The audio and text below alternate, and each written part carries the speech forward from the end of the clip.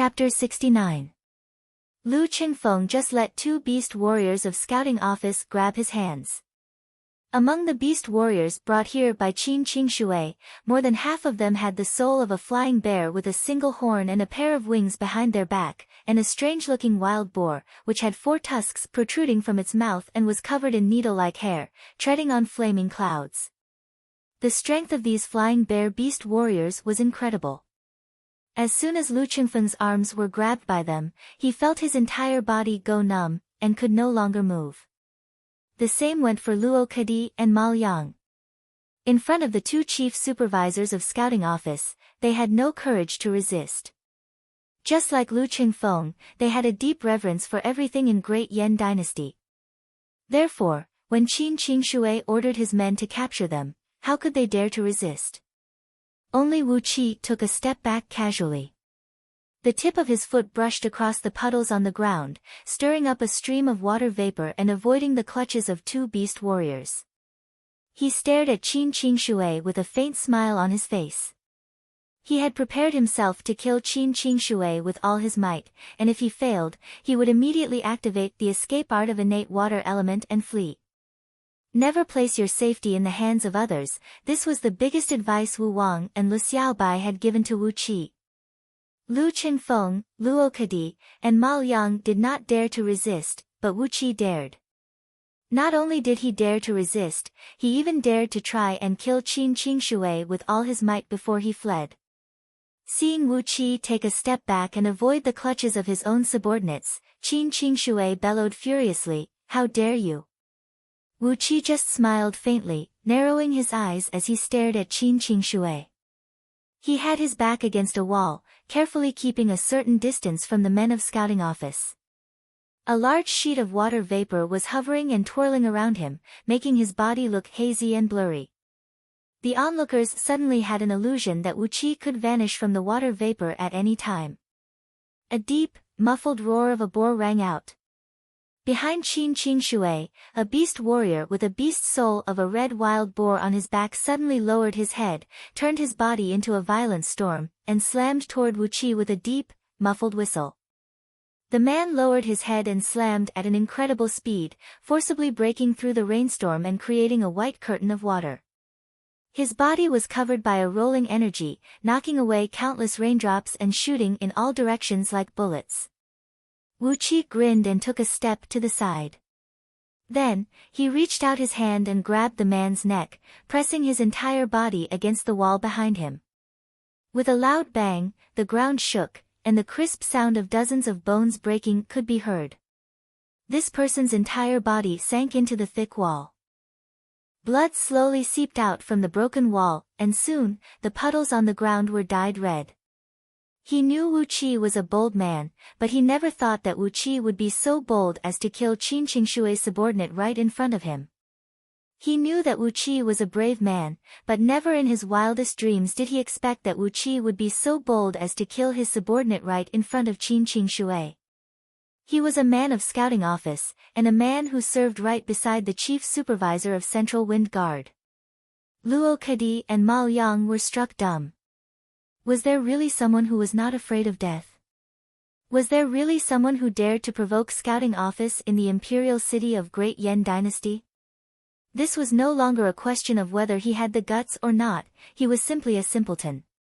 Even when the monarch of the Lu kingdom came to Ji City, he still had to bow and say good things about him.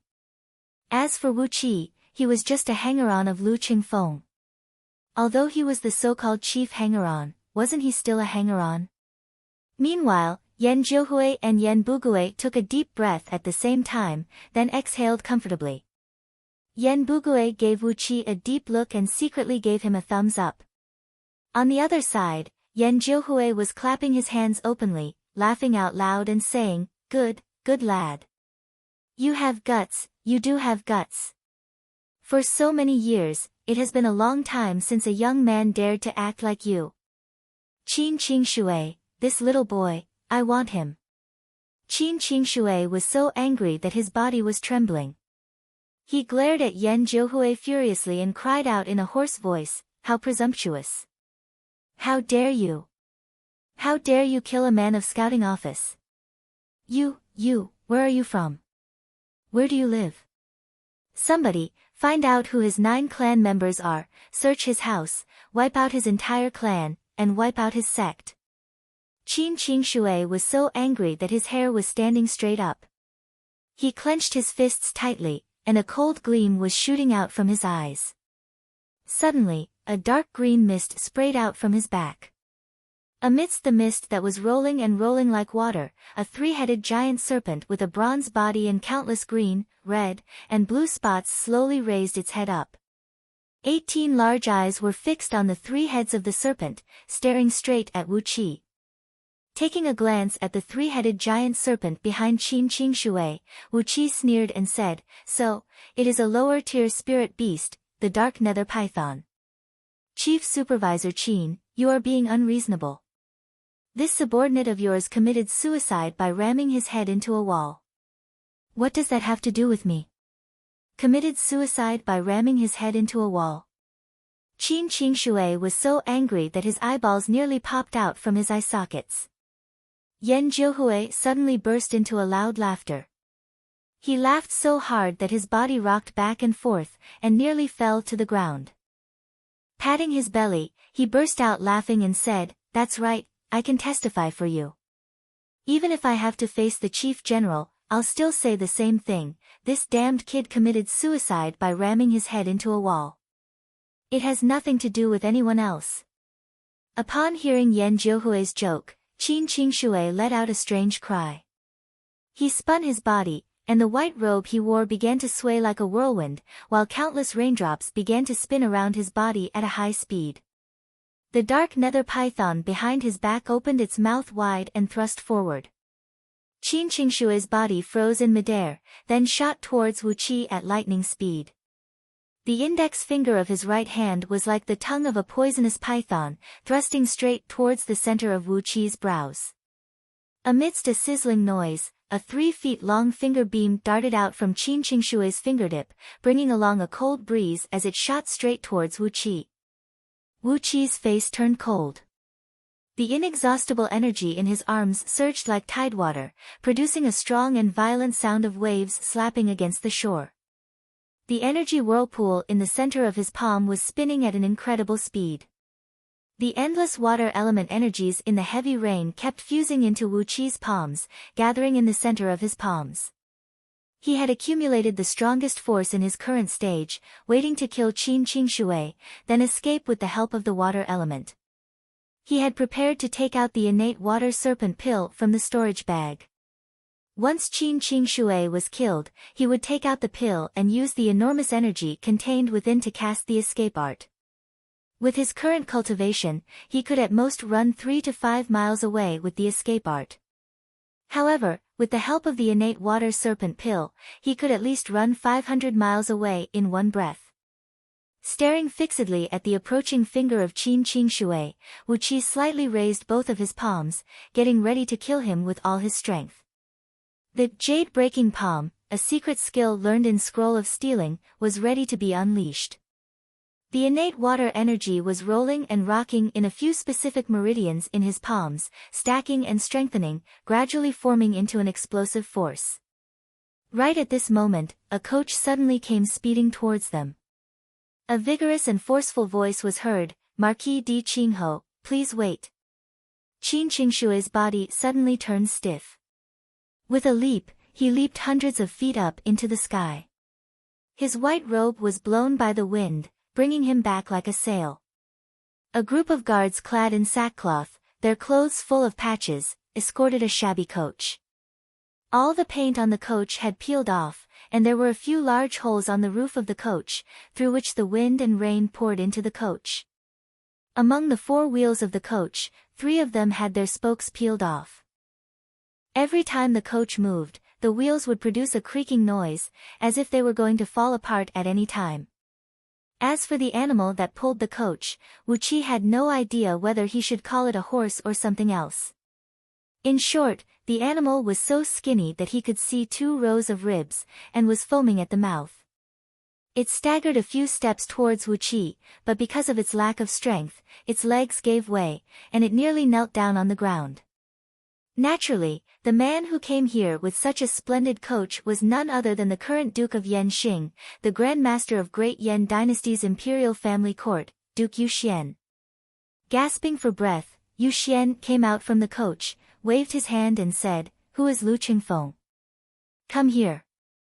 Wu Qi pointed his finger at Lu Qingfeng, whose shoulders were being grabbed by two beast warriors, smiled and said, "Your Excellency, this is my young master." Yuxian gave them a glance, snorted coldly and said, "Qin Qingshui, let him go, and stop talking nonsense." Qin Qingshui's expression changed.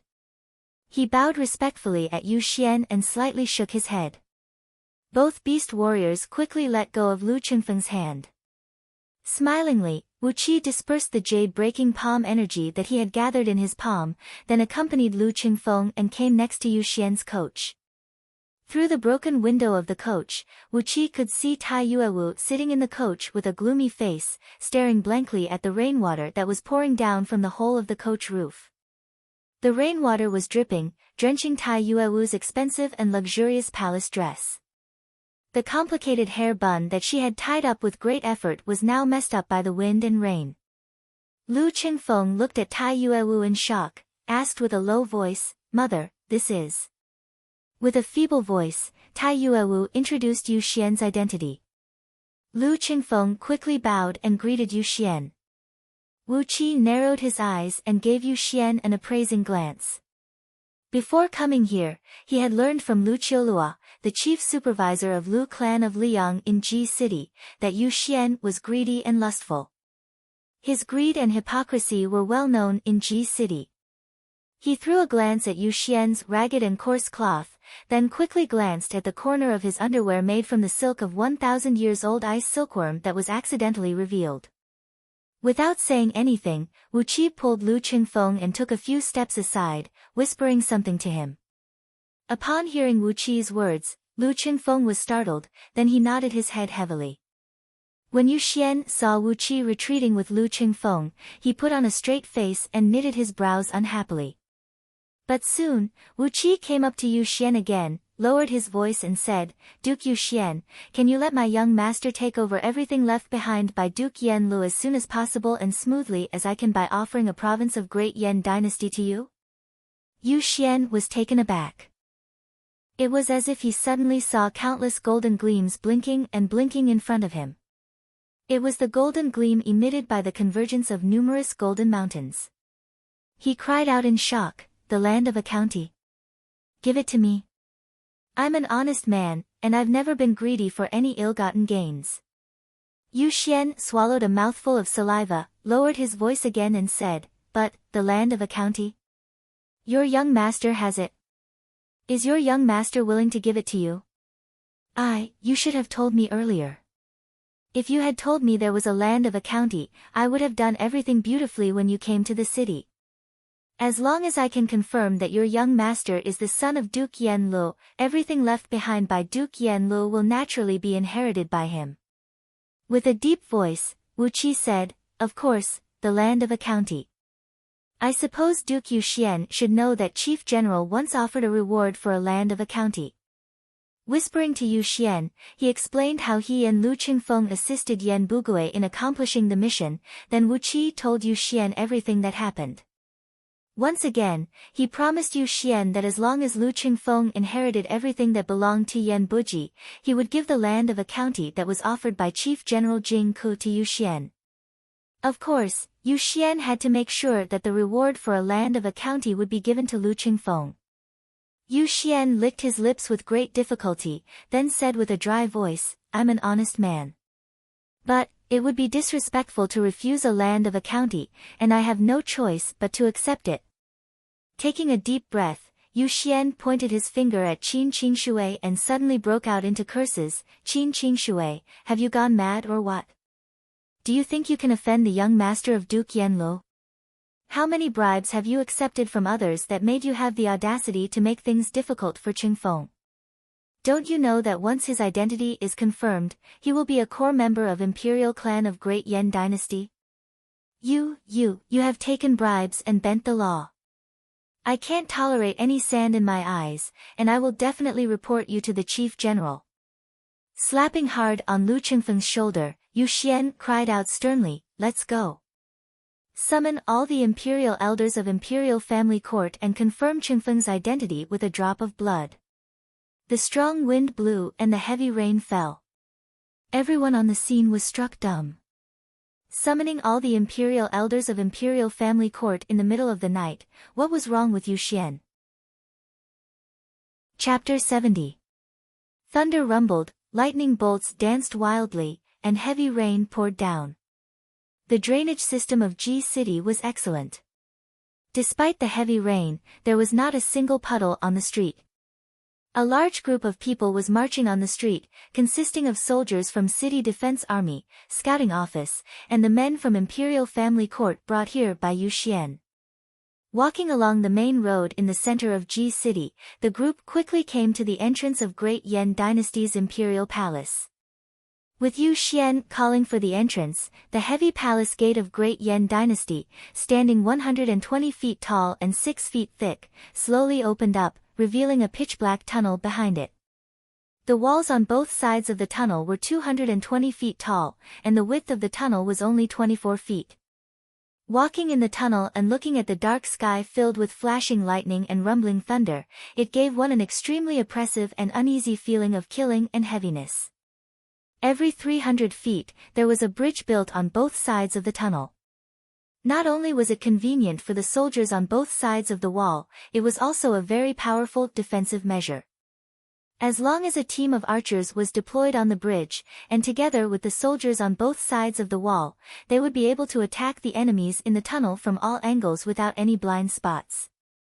The clattering of hooves could be heard, and the oppressive atmosphere was getting stronger and stronger.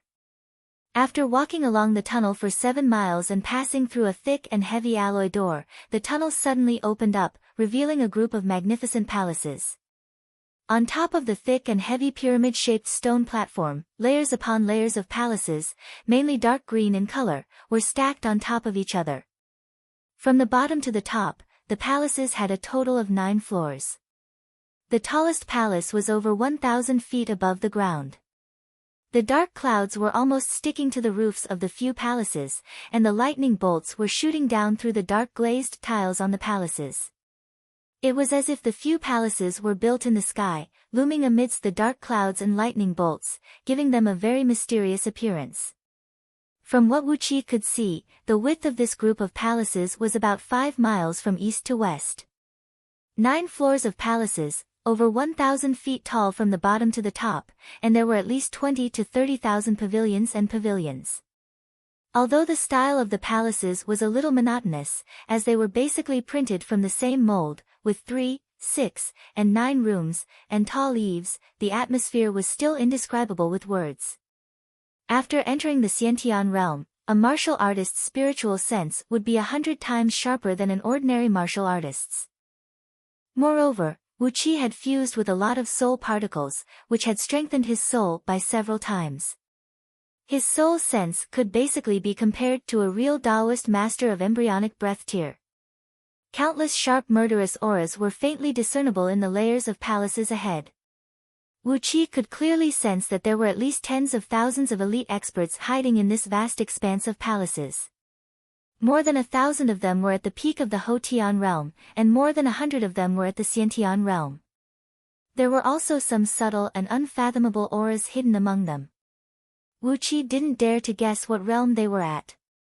A water-dipper-thick bolt of lightning struck down from the dark clouds and struck on a golden statue standing on the square in front of the palace.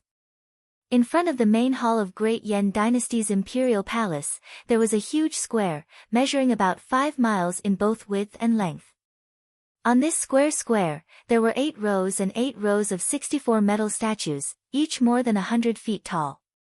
All the statues looked exactly the same.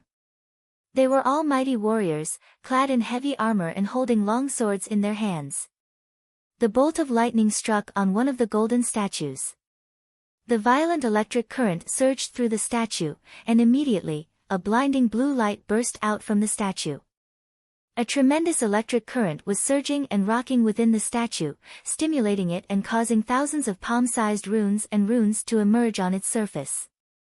The translucent blue runes were wheeling and wheeling on the surface of the statue, while a powerful aura that could make one feel suffocated was vaguely spreading out in all directions. What a powerful defensive formation! Wu Qi gasped and gave these metal statues a cautious look. Led by Yu Xian, the company took a detour around the palaces in front of them, and went straight to the back garden of Great Yan Dynasty's imperial palace through a main road at the side. Here, Wu Qi saw the true core of Great Yan Dynasty. It was a small grassland with a circumference of a few acres, and a few old pine trees were growing in a disorderly manner. Right in the middle of the grassland was a thatched cottage, which was built using wood and covered with straw. It measured over 100 feet in both width and length. With this thatched cottage as the center, there were 8 smaller cottages arranged in the shape of 9 palaces. The cottage in the middle was as simple as it could be, but the 8 smaller cottages on the outside were much better.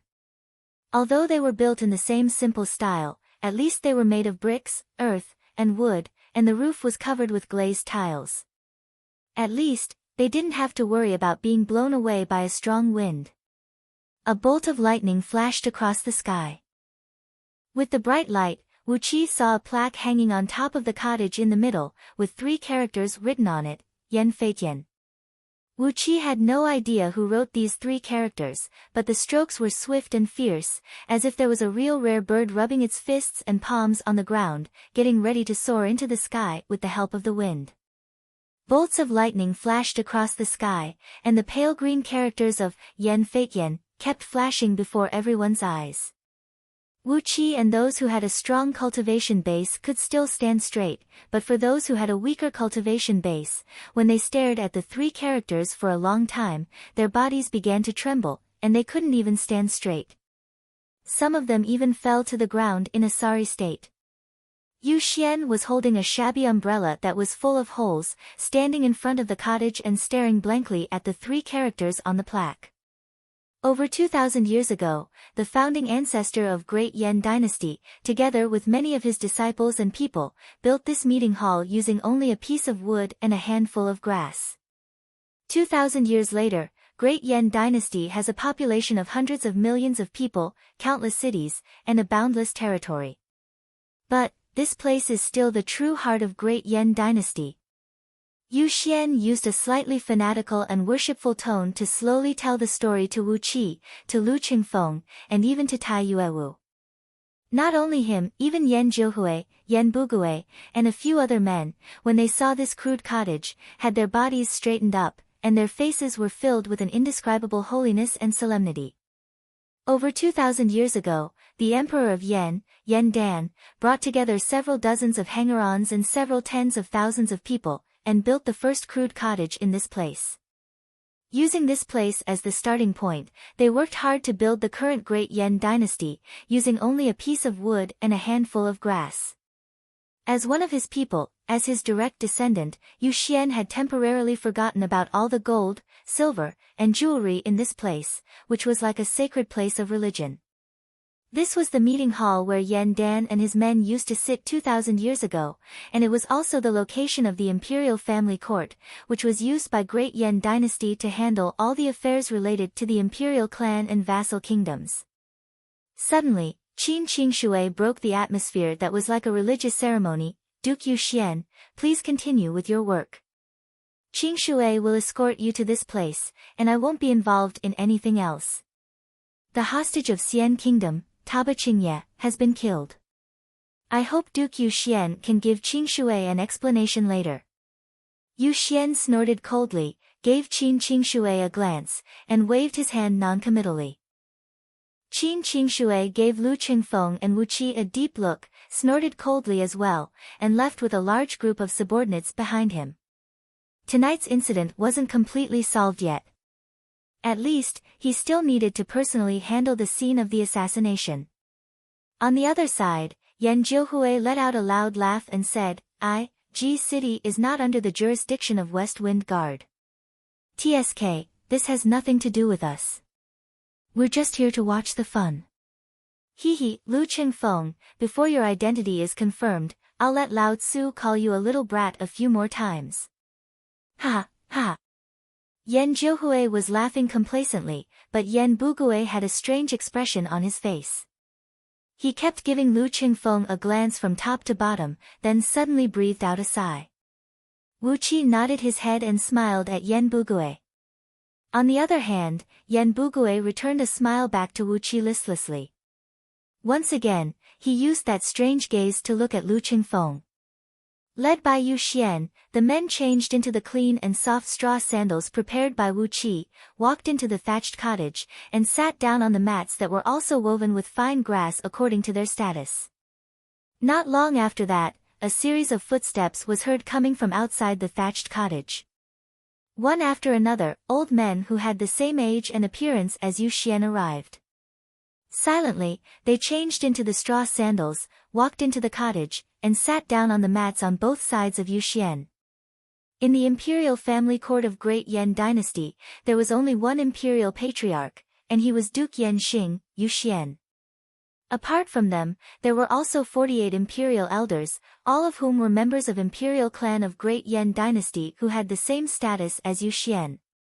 There were also a few of them who came from wealthy clans such as Jing clan, Gao clan, Tian clan, Lu clan, and Qin clan. They formed the imperial family court, and basically, they had the final say in all the affairs related to imperial clan of Great Yan Dynasty and all vassal kingdoms. After briefly introducing Lu Qingfeng's identity, Yu Xian immediately urged the men to follow the law of Yan Dynasty and go through the procedure of blood inheritance. The Duke of Yanlu, Yan Buji, had left behind a rich inheritance, a fortune that could make anyone jealous. As for these things left behind by Yan Buji, if the imperial family court didn't handle it properly, it might bring them a great trouble. Therefore, the imperial family court simply came up with a rule that stated, as long as it was a son of Yan Buji, regardless of his background, the first one who arrived at Ji City would be his successor. All the imperial elders present on the scene were the people who had passed this rule. Therefore, although they were puzzled as to why Yu Xian would summon them to the imperial family court in the middle of the night, since it was the son of Yan Buji who came to them, it was inevitable for them to work overtime. If they didn't carry out the blood inheritance on Lu Qingfeng now, what if another illegitimate son of Yan Buji came to them? Wouldn't that bring them another great trouble? No one raised any objection. According to the previously agreed procedure, under the supervision of all the imperial elders, Yu Xian and his men opened up a secret door under the imperial family court. From a secret chamber that was filled with countless restrictive spells, they took out a test tube made of transparent white crystal. Inside the test tube, there was half a tube of medicine concocted using the blood and flesh essence of Yan Buji. Under the strict supervision of 48 imperial elders, Yu Xian, the Grand Master of Imperial Clan, and Yan Zhouhui, Yan Bugui, and a few other scouting officers, Lu Qingfeng took out his arm, carefully made a cut on his wrist with a knife, and dripped 3 drops of his blood essence into the test tube. In an instant, the pale red liquid in the test tube turned into a dark green color, and then emitted a blinding golden glow. Yu Xian sprung up from his seat abruptly, clapped his hands and said, "It's done." This province, the title of Duke Yanlu and the position of Zhuoguozheng have been taken by someone. A few other experienced imperial elders also clapped their hands and laughed. He is the son of Lady Riang. It won't be a problem for him to be taught since he was young. He is also the son of an aristocratic family, and he can inherit the title of Duke Yanlu. These imperial elders had made it very clear that Lu Qingfeng was the son of an aristocratic family. Therefore, they had no objection to him inheriting everything from Yan Buji. If the first illegitimate son of Yan Buji who came to Ji City was born in a commoner family, there might be some unforeseen events. But then again, how could the illegitimate son of Yan Buji and an ordinary girl know the news of Yan Buji's death? The blood had a pale green color, and was emitting a strong golden glow. It proved that Lu Qingfeng was indeed the son of Yan Buji. Yan Zhouhui's face fell instantly. He hesitated for a while, then finally came up and bowed at Lu Qingfeng, whose face was filled with wild joy. I, Yan Zhouhui, the 12th generation of Imperial Clan of Great Yan Dynasty, offer greetings to the Master of Imperial Clan, Duke Yanlu. Yan Jiuhui raised his head up and gave Wu Qi a strange smile. His lips moved, and he said a word without making a sound. The 18th generation ancestor. Chapter 71. It was said that the emperor of Great Yan Dynasty, Yan Dan, had 100 sons and 1,000 grandchildren. The 100 sons of Emperor Yan were the clan leaders of 100 imperial clans of Great Yan Dynasty. Although Yan Buji was an unruly man, he was the lineal grandson of Yan Dan's 9th son, and also the lineal great-grandson of Yan Dan. He was the clan leader of the 9th clan of Great Yan Dynasty. Yan Jiuhui's ancestor was the son of a concubine of Yan Dan's 9th son. Therefore, the clan leader of the 9th clan of Great Yan Dynasty, Duke Yan Lu, was the one who managed the clan leader. After confirming the identity of Lu Qingfeng, naturally, he would take over the title of Duke Yan Lu, and the official position of Zuo Guizheng and the position of the clan leader of the 9th clan would naturally belong to Lu Qingfeng as well.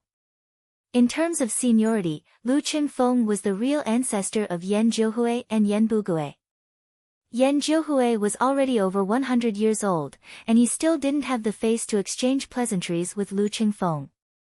After Yu Xian confirmed the identity of Lu Qingfeng, he began to handle all kinds of files and official documents for Lu Qingfeng, handing over all kinds of seals and medallions.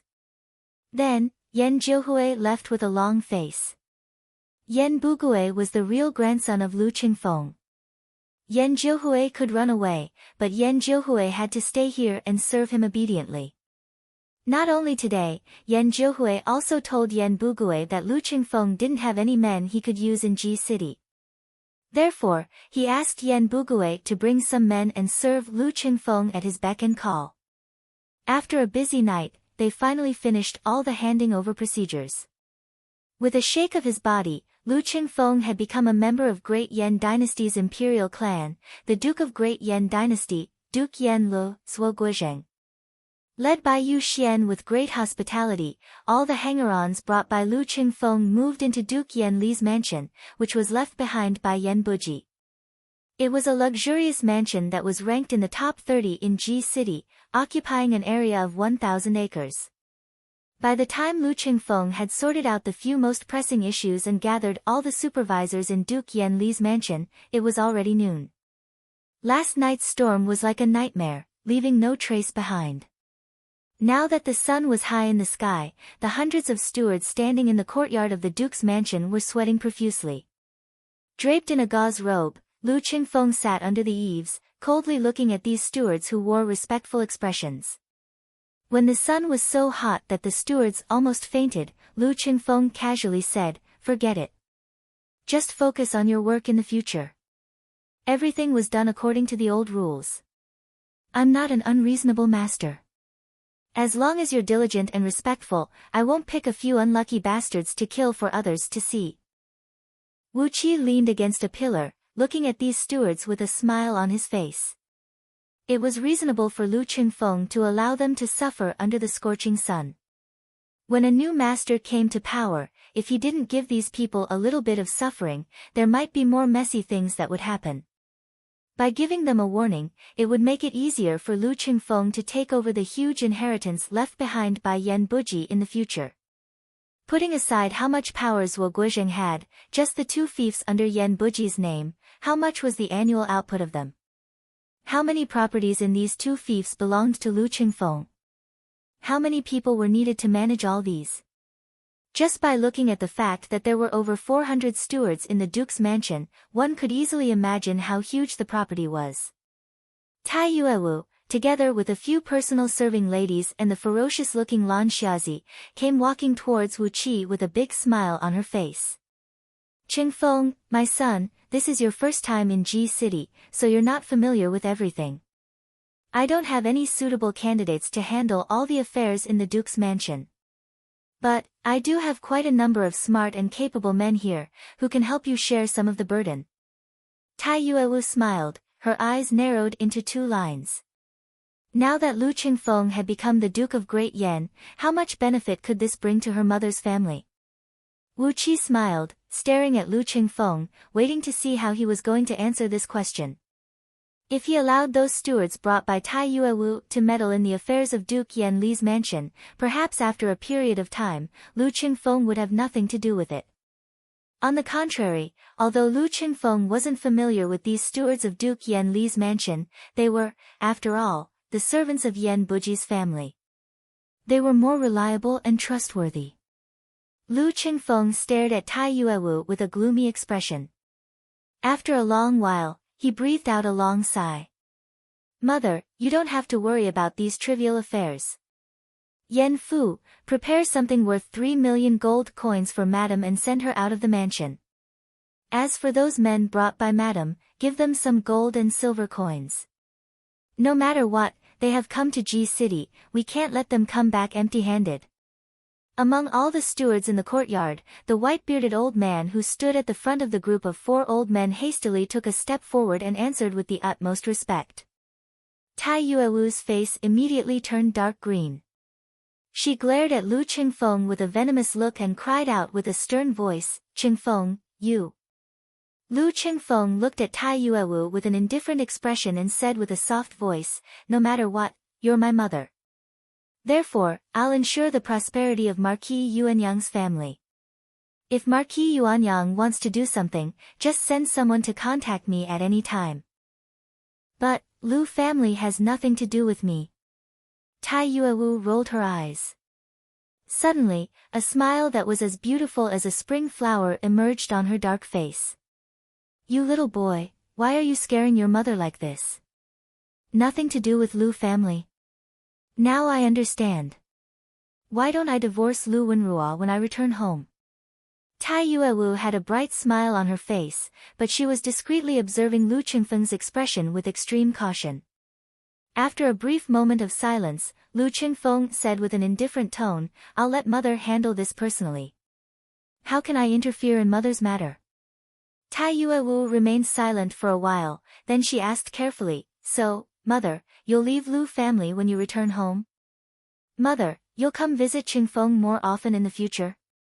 Lu Qingfeng nodded his head slowly, smiled and said, "After all, mother is my birth mother. If I'm free, of course I'll visit you more often. But, if it's not necessary, those people from Lu family of Liang should not show themselves in front of me." He paused for a brief moment, then Lu Qingfeng continued in a carefree manner, "It's not a bad thing if grandfather and a few uncles want to come to Ji City."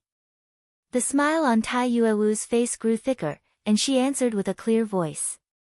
After pondering for a while, Lu Qingfeng waved his hand and asked all the stewards to leave the courtyard.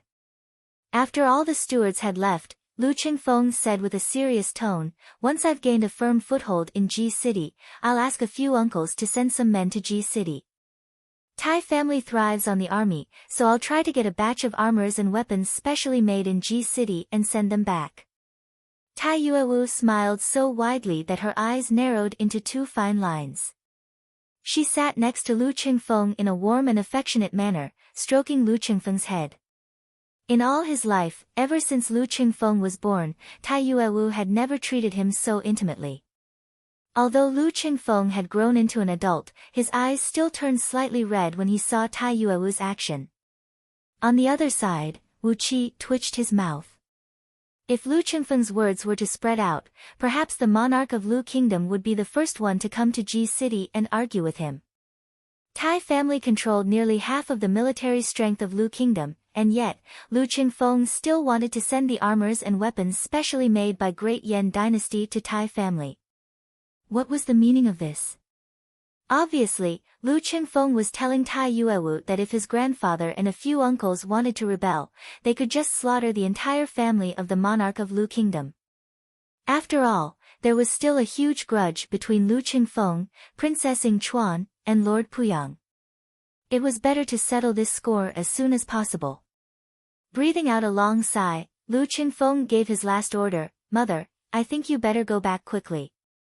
Break off the relationship with Lu family as soon as possible. As for mother's reward, I'll ask Duke Yu Xian to announce it to everyone after you settle the matter there." Just like what was mentioned before, after Lu Qingfeng inherited the title of Duke Yan Lu, as his birth mother, Tai Yuewu would also receive a new title, becoming one of the most influential ladies in Great Yan Dynasty. But, without a doubt, when Tai Yuewu was still the matriarch of Lu family, Lu Qingfeng would never allow her to receive a new title, the rights and benefits that came with it. Wu Qi found it funny. Although Lu Wenrua had diligently sent the mountain-shattering cavalry to escort Lu Qingfeng all the way, Lu Qingfeng did not appreciate his kindness at all. When Tai Yuewu insisted on cutting off all relations with Lu family of Liang was destined to decline. In those years, Lu family had pushed Lu Qingfeng too far, and now, it was no wonder that Lu Qingfeng had to repay them in such a way. After chatting with Tai Yuewu for a long time, Tai Yuewu finally left the Duke mansion contentedly.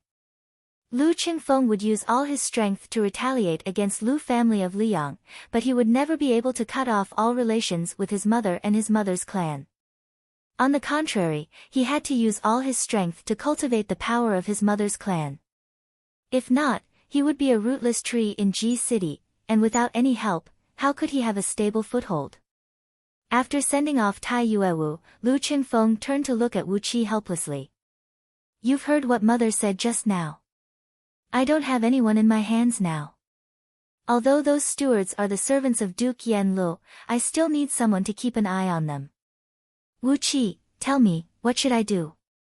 Looking at Wu Qi, Lu Qingfeng's eyes were filled with fatigue and helplessness. He only had a few hanger-ons around him, and those hanger-ons who came from Little Meng City were experts in murder and arson.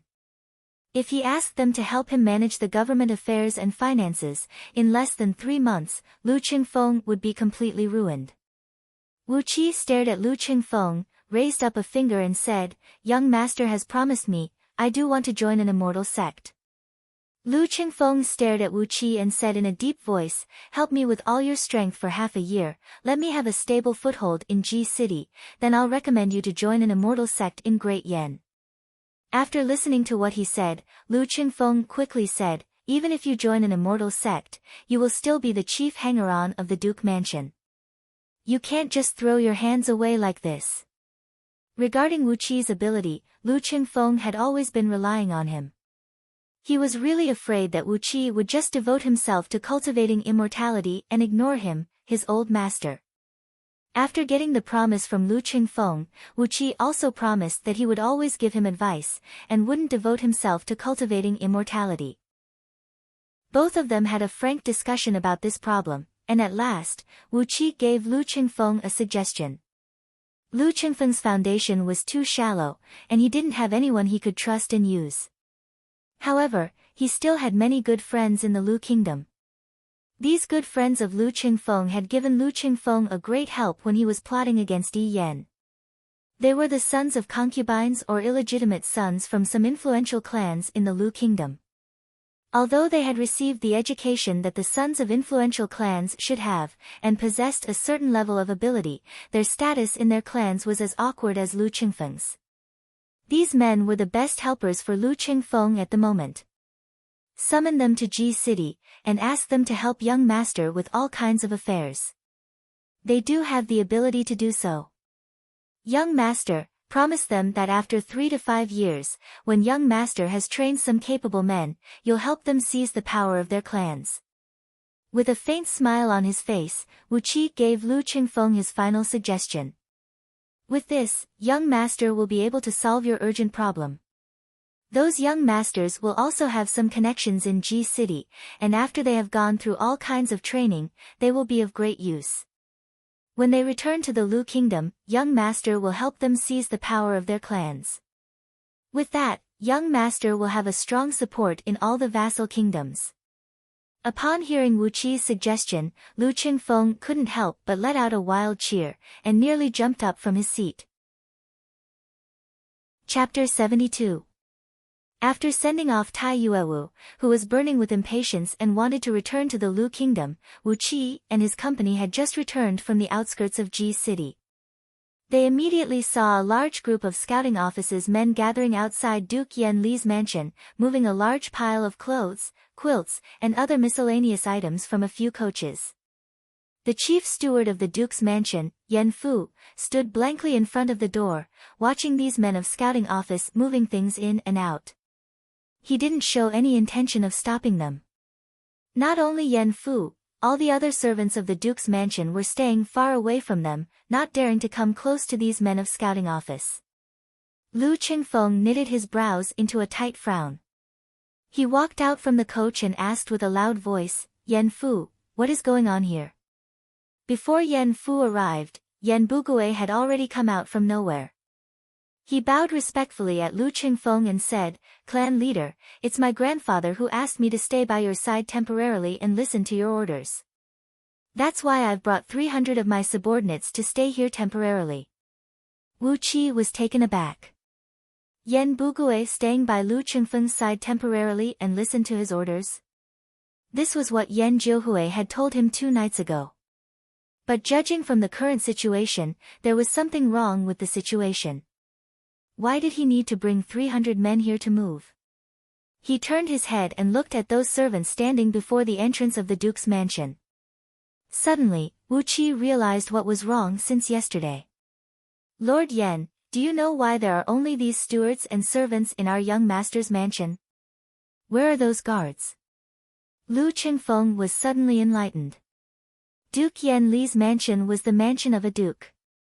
With Yan Buji's title and official position, it was not a big deal for him to keep a few thousand hanger-ons and have over 10,000 personal guards in his mansion.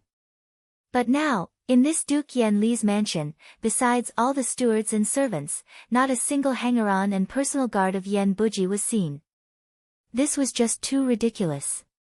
Although the monkeys would scatter when the tree falls, Duke Yan Li's mansion had yet to fall, and there was still Lu Qingfeng, the heir to the Duke's mansion. Even if those hanger-ons had gone to other places, those personal guards, especially the personal guards raised by Duke Yan Li's mansion for generations, should still stay in the mansion. Yan Fu. Lu Qingfeng roared at the steward, who was trying to approach them but dared not. Yan Bugui turned around and looked at Yan Fu. He lowered his voice and sighed, Sovereign, please don't blame Yan Fu. These stewards and housekeepers are the servants of the Duke's mansion. To put it bluntly, Duke Buji's so-called drowning in the river is just a rumor to the public. In fact, Duke Buji was thrown into the river by someone, and his heart was pierced by a sharp sword. Even his soul was destroyed by someone using a magical item. Lu Qingfeng's expression changed instantly, and Wu Qi instinctively felt his hair standing up. It seemed like he had once again been dragged into a huge trouble. All of a sudden, Yan Qi Yan Buji. To Yan. Obviously, Yan Buji was assassinated, and all kinds of clues showed that someone in Duke Yan Li's mansion was colluding with the assassin. This incident had even alerted Emperor Yan Dan, who had been in secluded cultivation all year round. He had personally issued an imperial decree, ordering scouting office and other special agents of Great Yan Dynasty to investigate this incident.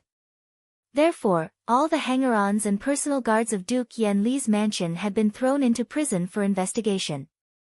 As a result, the spacious Duke's mansion did not have any defensive force. Because of this, Yan Jiuhui found a random excuse to let Yan Bugui stay by Lu Qingfeng's side and listen to his commands. Firstly, he asked Yan Bugui to use the force of scouting office to protect Lu Qingfeng, and secondly, he asked Lu Qingfeng to be the bait. It is not uncommon for members of Great Yan Imperial Clan to be killed in an accident, and there are at least dozens of cases every year. After all, the total number of members of Great Yan Imperial Clan is over 1 million, and any accident could happen. But, for a direct descendant of His Majesty to be assassinated, and it was someone who was close to Duke Buji, and a Duke of Great Yan Dynasty, this is something that has never happened before. Yan Bugui stared at Lu Qingfeng, who had his face turned dark with rage. With a bitter smile on his face, he said, Therefore, we have to get to the bottom of this case. Lu Qingfeng had a gloomy face and didn't say anything. No matter who it was, when anyone knew that they had stepped into a huge whirlpool, they would not be in a good mood. On the other side, Wu Qi breathed out a long sigh helplessly. He crooked his finger at Zhao Qinzue, calling him over and said, In the future, no matter where young master goes, I want everyone to stand guard. Get all the men of Meng village to wear heavy armors and protect young master day and night. Zhao Qinzue's face turned solemn. He answered hastily, then hastily entered the mansion and summoned Meng Xiaobai and the others. Now that Lu Qingfeng was a duke of Great Yan dynasty, all the glory and wealth of the people were placed on Lu Qingfeng's shoulders. Therefore, Zhao Qinzue had no choice but to be extra careful. Luo Kadi and Mao Yang came over hastily as well. Without saying anything, they stood on both sides of Lu Qingfeng. Their eyes were gleaming brightly as they glanced around vigilantly. Yan Bugue shook his head and said, "During the day, no one dares to stir up any trouble in Ji City. During the night, as long as sect leader deploys the formation, and with the scouting office keeping a close watch on this place, nothing will go wrong. For the time being, sect leader, just don't leave Ji City too often." Lu Qingfeng knitted his brows and pondered for a while, but in the end, he nodded his head helplessly. In Ji City, there were only a few people he was familiar with, and he had yet to get in touch with those influential nobles of Great Yan dynasty. Everything had just begun. The current Lu Qingfeng could only passively accept these storms, and he had no power to fight back.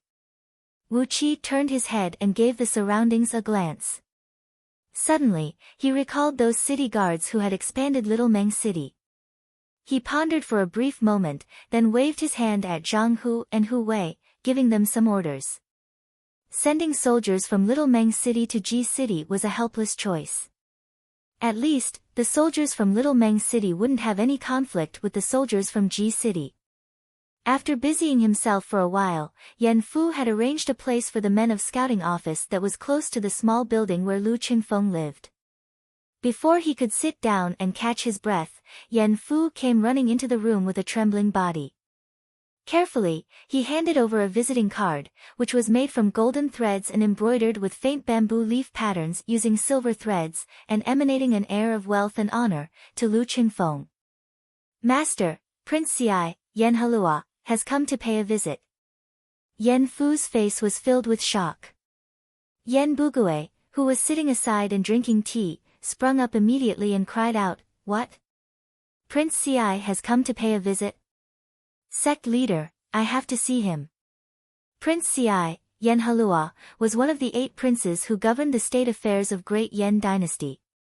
The emperor of Great Yan dynasty, Yan Dan, was in a secluded cultivation all year round. Chief General Jing Ke and all the other important ministers of Great Yan dynasty didn't show themselves easily. They were all in a secluded cultivation, trying their best to make a breakthrough in their current realm, seeking for a stronger power and a longer life. The first generation of their descendants, the generation of Yan Dan's sons and daughters, had also been living in seclusion. They were either cultivating or doing other things, and none of them were involved in the state affairs. Yan Dan's grandsons, the generation of Yu Xian, only had 3 to 5 of them who were passionate about seeking power and enjoying life. They were in charge of the imperial family court, a noble and prestigious department. Although they held a high position, they didn't have much power, and were only used as a supervisor. The ones who were really in charge of the real power of Great Yan dynasty were the 8 great-grandsons of Yan Dan.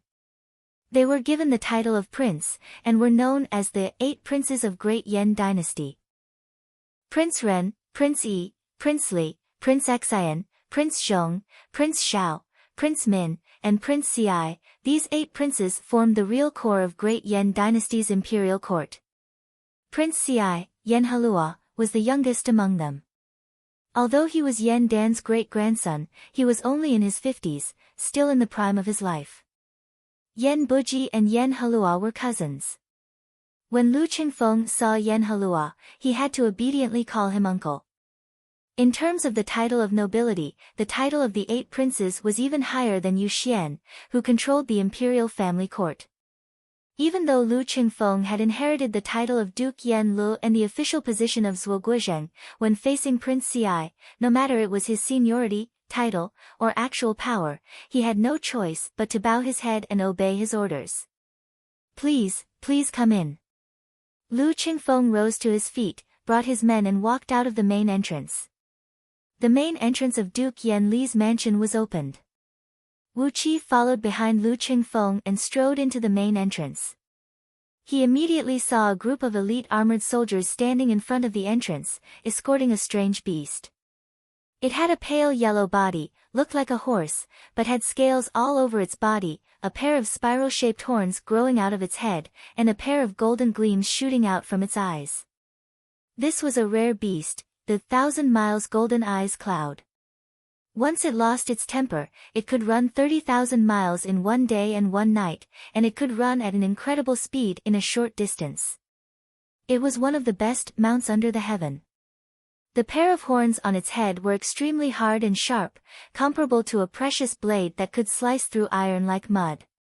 Riding on the back of the golden eyes cloud, Yenhalua looked like a man in his 30s. His face was fair and beardless, and his cheeks were slightly longer. He was emanating a faint air of dignity that could make one feel suffocated.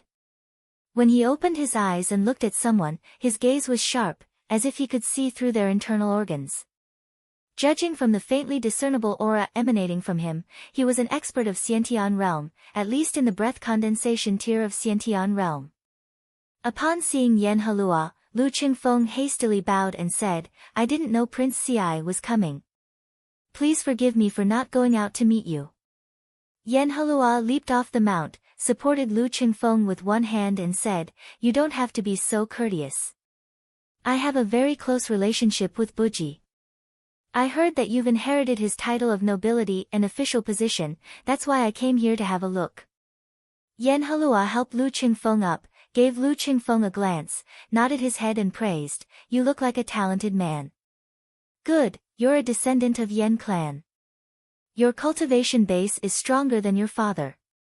If he had the cultivation base you have today, he wouldn't have passed away so suddenly." As a son, Lu Qingfeng found it inappropriate to answer Yenhalua's words. Instead, he put on a sad expression and respectfully invited Yenhalua into Duke Yen Li's mansion. The few hundred armored guards brought by Yenhalua followed him into the mansion, surrounding the front and back of the main hall. Upon seeing this scene, Wuqi couldn't help but twitch his lips. Was this Yenhalua afraid of death or something? His armored guards had entered the main hall just like that, not giving any face to Lu Qingfeng at all. He was a senior, one of the 8 princes who governed the imperial court. How could he not give face to his master? Shaking his head, Wuqi followed them into the main hall. Yen Bugue was bowing to Yenhalua. Yenhalua gave Yen Bugue a sideways glance, snorted lightly and signaled him to stand up. Yen Bugue was just the son of a concubine, and his seniority was far lower than Yenhalua's.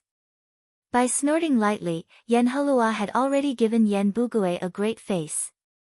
Yen Bugue rose to his feet obediently and stood aside, narrowing his eyes and staring at those armored guards standing outside the main hall.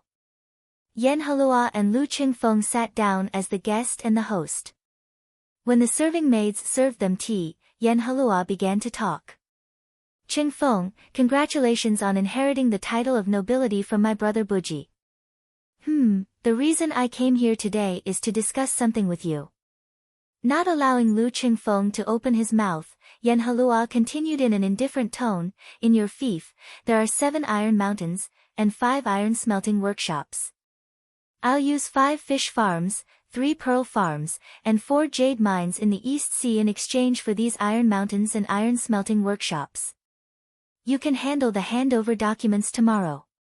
Using natural fish farms, pearl farms, and 4 jade mines that produce luxury goods in exchange for 7 iron mountains and 5 iron smelting workshops." Before Lu Qingfeng could say anything, Wuqi had already interrupted with a smile, "May I ask, Prince Ci, why are you doing this?" Yenhalua raised his head and glared at Wuqi, sneered, and said, "Who are you? How dare you interrupt? Someone, drag him out and give him 300 strokes of the rod." Immediately, a group of armored guards rushed in like wolves and tigers. Chapter 73. These armored soldiers brought by Yenhalua were all elites selected from among thousands. Among the dozens of men who leaped toward Wuqi, each of them had a cultivation base of peak stage Hotian realm. 2 of them even had energy ripples emanating from their bodies. Obviously, they were just one step away from breaking through the realm of Xiantian. It seemed they were experts in some kind of combo combat technique. A dozen of them leaped toward Wu Qi from all directions, grabbing his neck, shoulders, elbows, wrists, ribs, knees, and all the major vital points of his body were under the clutches of their huge hands. Wu Qi was caught unprepared. The fact that Yan Helua openly captured someone in Lu Qingfeng's mansion was beyond everyone's expectation. To put it simply, he didn't take Wu Qi seriously. To put it simply, he was disregarding Lu Qingfeng's identity. To put it simply, he was provoking all the members of the 9th clan of Great Yan Imperial Clan with the surname Yan. No one expected that Yan Helua would give such an order. Therefore, Wu Qi was pinned down by these armored soldiers. Dozens of burly men shouted at the same time, exerting force with their arms, trying to push Wu Qi to the ground. Behind him, 4 armored soldiers were seen running towards him, each carrying a black stick as thick as a small bowl. Once Wu Qi was pinned to the ground, they would immediately give him a good lesson. Although these 4 black sticks looked ordinary, they were actually made from 10,000 years old mountain vines. The vines were picked from the depth of the mountain, chopped down, soaked in tung oil for 3 years, then exposed to the sun, soaked again, and exposed to the sun again. After a total of 18 years, the original bucket-thick vine was shrunk to the size of a small bowl. Only then could the stick be considered a success. Although it was made from mountain vines, its weight was comparable to steel. When the stick smashed down, it carried a soft yet strong force, and could even smash a large rock into pieces. For ordinary people, they couldn't even withstand 3 strikes, let alone 300. Obviously, Yan Helua wanted to beat Wu Qi to death by giving him 300 strikes. Wu Qi was also at a disadvantage. He didn't expect that Yan Helua wouldn't put Lu Qingfeng, his master, in his eyes. Dozens of Peak Hotian armored soldiers exerted their strength together. Wu Qi staggered under the pressure, and his body fell to the ground uncontrollably. As soon as he fell to the ground, other than the 4 soldiers who had grabbed onto his shoulders and ribs, the other soldiers had let go of him. The 4 armored soldiers behind him raised their heavy black lacquered clubs, exhaled, and then smashed them down on Wu Qi's buttocks and legs. The 4 of them used all their strength. The black lacquered staff pierced through the air, emitting a muffled whistling sound as it landed heavily on Wu Qi's buttocks. The huge impact caused Wu Qi's body to tremble, and the huge force passed through his body and directly hit the ground. The 4 dark cyan old mountain stone tiles under Wu Qi's body were crushed on the spot. Wu Qi felt a sharp pain piercing into his heart. The clothes on his buttocks were smashed to pieces, and a thick bloody mark suddenly appeared on his flesh. Although he had raised his internal energy to protect his body in time, this strike had nearly shattered all the internal energy in his body. The first armored soldier who swung the black lacquered staff took 2 steps back, while the other 3 followed a steady rhythm, swinging their clubs one after another. These 4 armored soldiers were experts in beating people's buttocks. Once they started, the black lacquered staff would fall down like a windmill, without any delay. Hearing another wind-breaking sound, Wu Qi was greatly alarmed. The strike just now had nearly shattered his defensive energy, and his skin and flesh had suffered a serious injury. If he were hit a few more times, he would lose his life right here and now. Throwing his head back and letting out a shrill cry, Wu Qi's eyes suddenly turned red. The enormous innate water energy hidden in the water meridians in both of his arms was activated, rushing straight into his 8 special meridians and 12 standard meridians like the water of the Yellow River breaking through a dam. A visible cloud of misty water vapor sprayed out from Wu Qi's body. The 4 armored soldiers who were holding his body let out a muffled snort, as if their index fingers were hit by a bomb at close range. An irresistible force came through their fingers, causing their flesh and blood to fly in all directions, and their pale white bones to break one after another. Letting out a furious roar, Wu Qi's short hair stood up one by one. He gathered the power of the jade-breaking palm with his left hand, and secretly cast the star-picking palm with his right hand. His body twisted and leaped up like a crazy poisonous python. Along with a muffled sound of water waves, Wu Qi thrust out his left hand, hitting one of the 4 armored soldiers who were holding him in the chest. The extremely condensed and soft palm force smashed into their bodies, exploding in the deepest part of their bodies. Only those who had witnessed the current situation of these 4 armored soldiers knew what it meant by flesh and blood flying in all directions.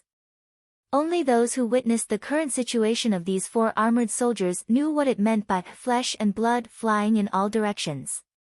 In just a blink of an eye, their bodies exploded and shattered into pieces. Countless amounts of blood and meat paste squeezed out from the gaps between their armors, shooting out over 100 feet away along with ear-piercing hissing noises. The hall where Lu Qingfeng was entertaining guests had suddenly turned into a sheet of blood red.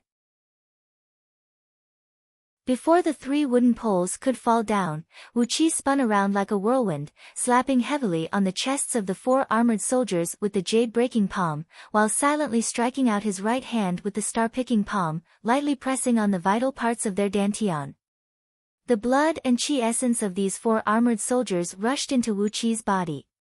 His buttocks, which were swollen and bruised after being hit by a wooden pole just now, were replenished by this blood and qi essence, healing the wounds at an incredible speed.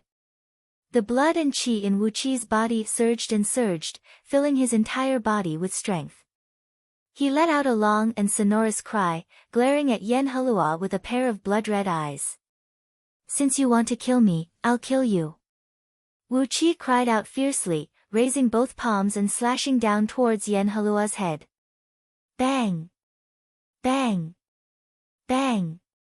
4 muffled booms rang out. The bodies of the 4 armored soldiers holding the black wooden poles trembled, as the frightening jade-breaking force exploded in their bodies. Just like the previous 4 armored soldiers, their bodies exploded into countless pieces of flesh and blood, spraying out from the gaps between their armors. A rain of blood poured down from the hall, drenching everyone in the hall. The sky was filled with blood and flesh. With his eyes bloodshot, Wu Qi looked like a devil that had just come from the hell of blood, screaming and leaping towards Yan Helua. Poor Yan Helua.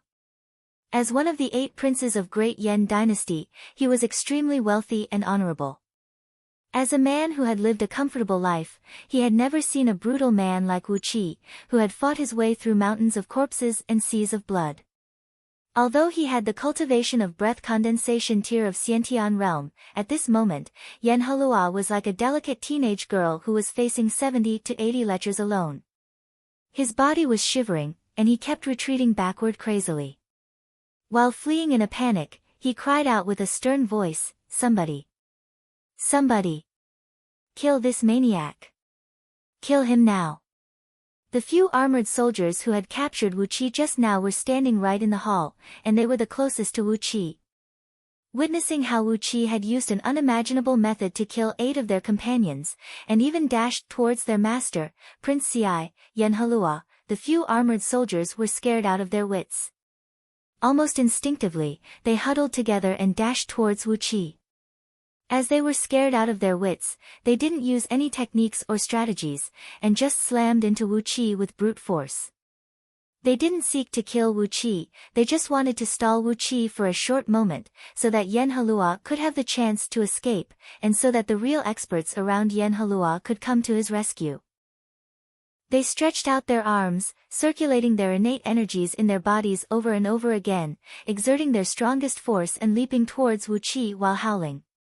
Right after Wu Qi sprung up 10 feet into the air, and when he was less than 20 feet away, these desperate armored soldiers suddenly dashed towards him, huddled together and wrapped their arms around Wu Qi. "Go to hell!" The red gleam in Wu Qi's eyes grew stronger, and a strong blood-red gleam almost burst out from his eye sockets. He took out the innate water serpent pill and placed it in his mouth. An enormous amount of water elemental energies kept rushing into his body from the pill, replenishing his innate energies that had been greatly depleted. The biggest feature of Scroll of Stealing was that it allowed one to consume innate energies without any scruples, and replenish innate energies at the same time, without any scruples. This was exactly in line with the characteristics of robbers and thieves. Since they had stolen something, naturally, they would be extravagant and wasteful. Which robber or thief would be so frugal? How could they have the intention of spending money for every grain of rice? Except for scroll of stealing, which was a heaven-defying cultivation technique, if any other cultivator dared to do this, their body would have long exploded from the enormous amount of energy contained in the innate water serpent pill. This was the limitation of the cultivation technique. Except for Wu Qi, no one in this world dared to do this. At this moment, Wu Qi's body had turned into a bridge.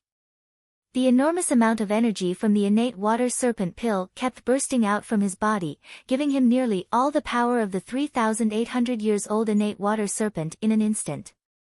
Waves of water that could be seen with naked eyes emerged around Wu Qi, slapping onto the few armored soldiers with a loud boom. Right when these armored soldiers hugged Wu Qi, the water waves, which were pure and without any impurities, rushed into their bodies. Their bodies were instantly shattered, as every single cell in their body was exploded by the swelling body fluid.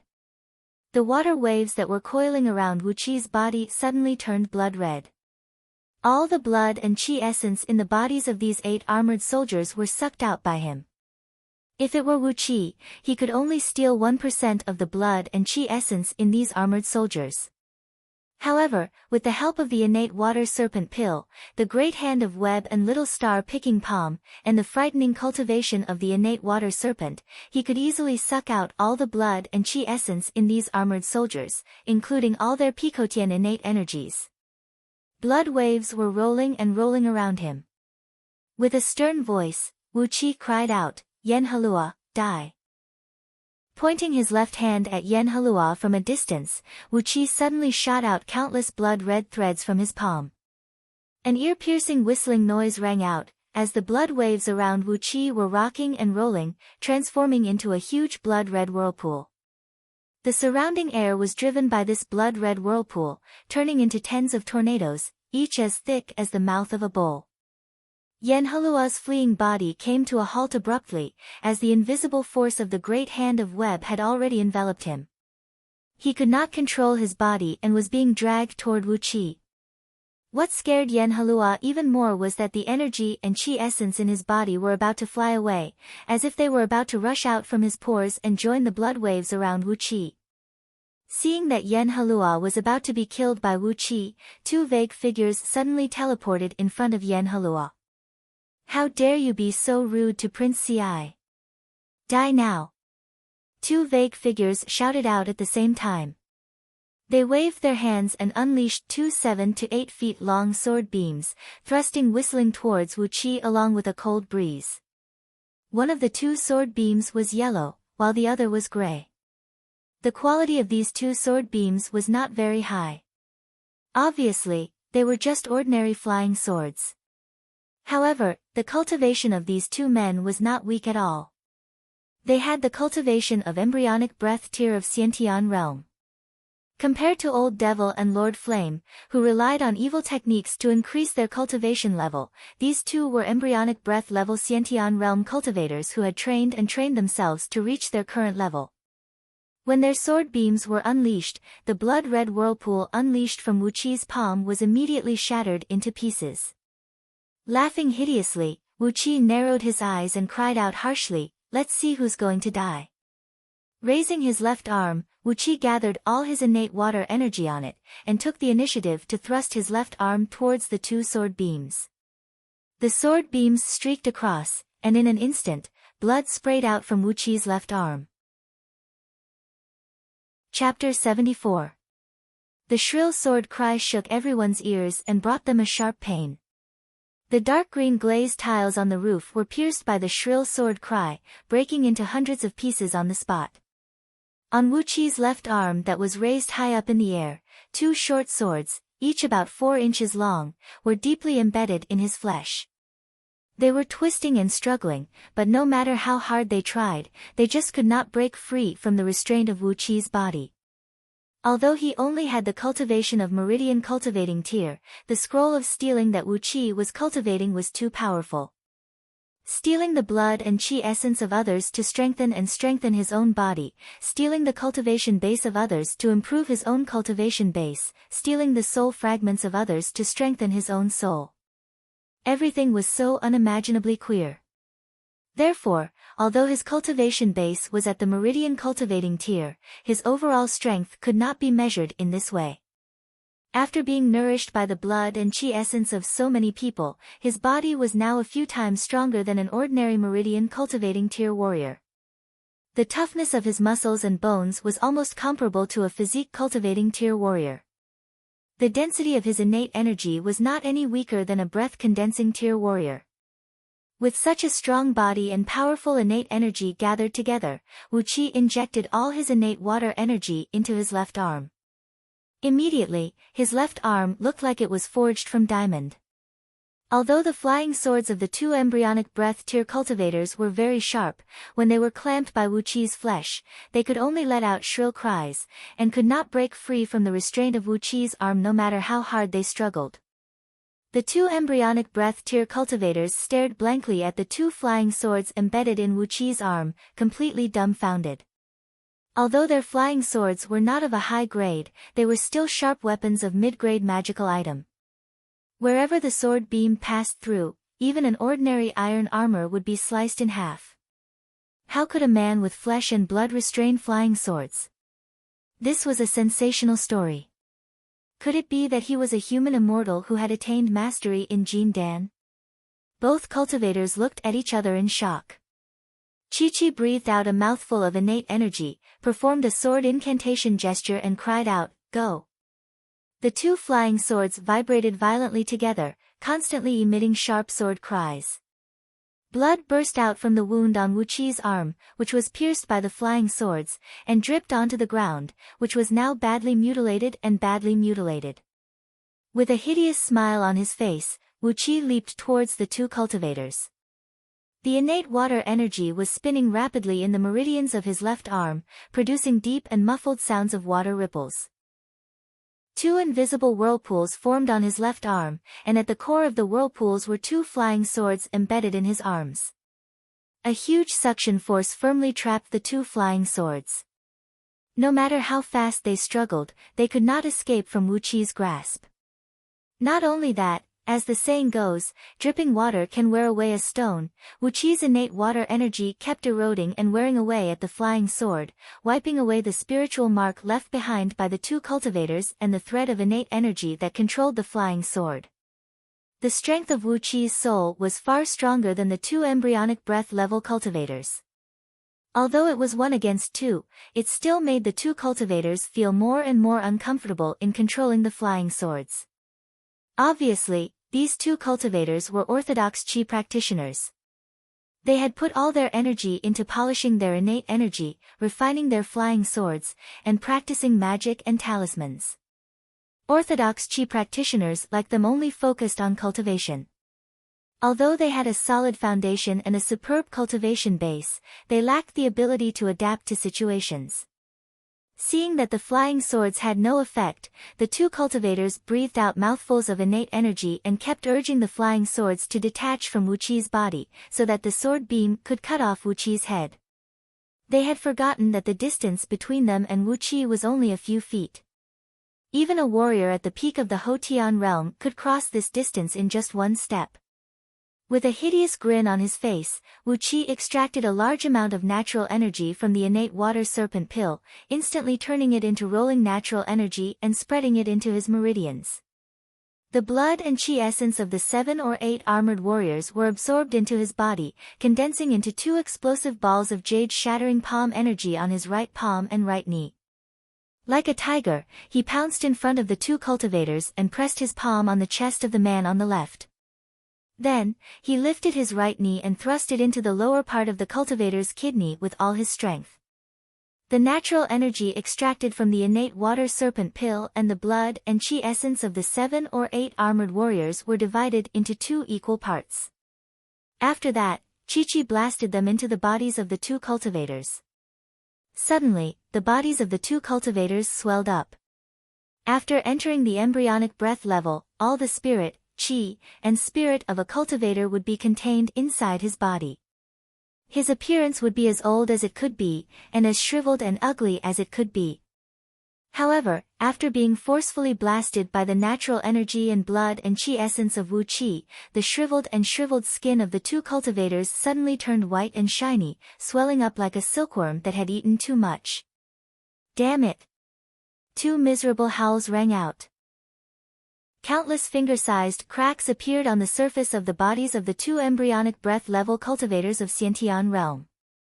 The jade-shattering energy kept exploding inside their bodies, and all the people inside and outside the hall could hear the deep, muffled explosions coming out from their bodies. Streams of blood kept bursting out from their 7 apertures, and their breaths were weakening at an incredible rate. Die! Wu Qi's eyes went wide as he gave a loud roar at both men.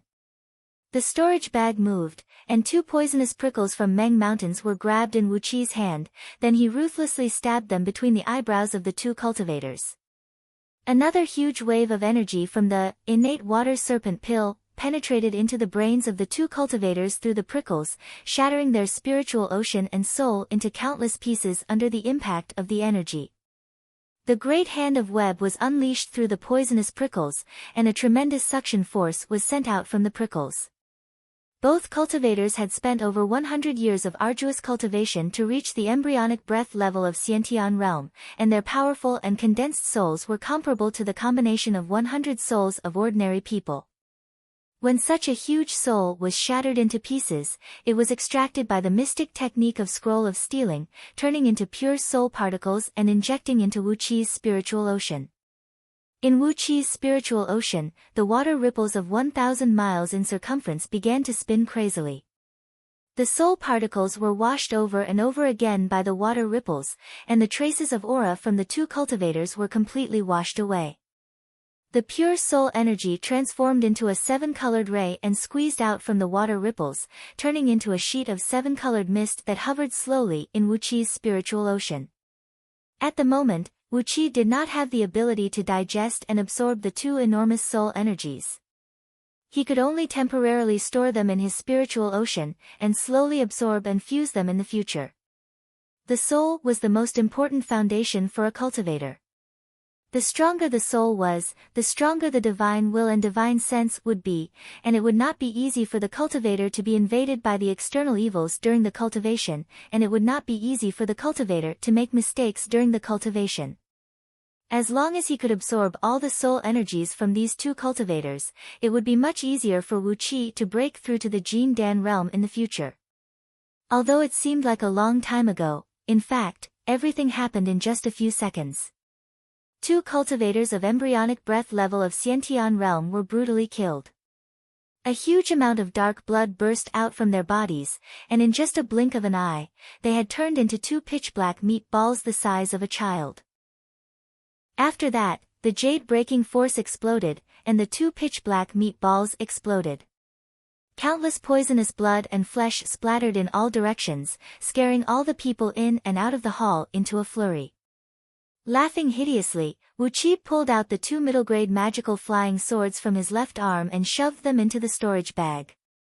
The innate water energy was flowing back and forth in his arm, constantly nourishing the wounds and healing the blood vessels and nerves quickly.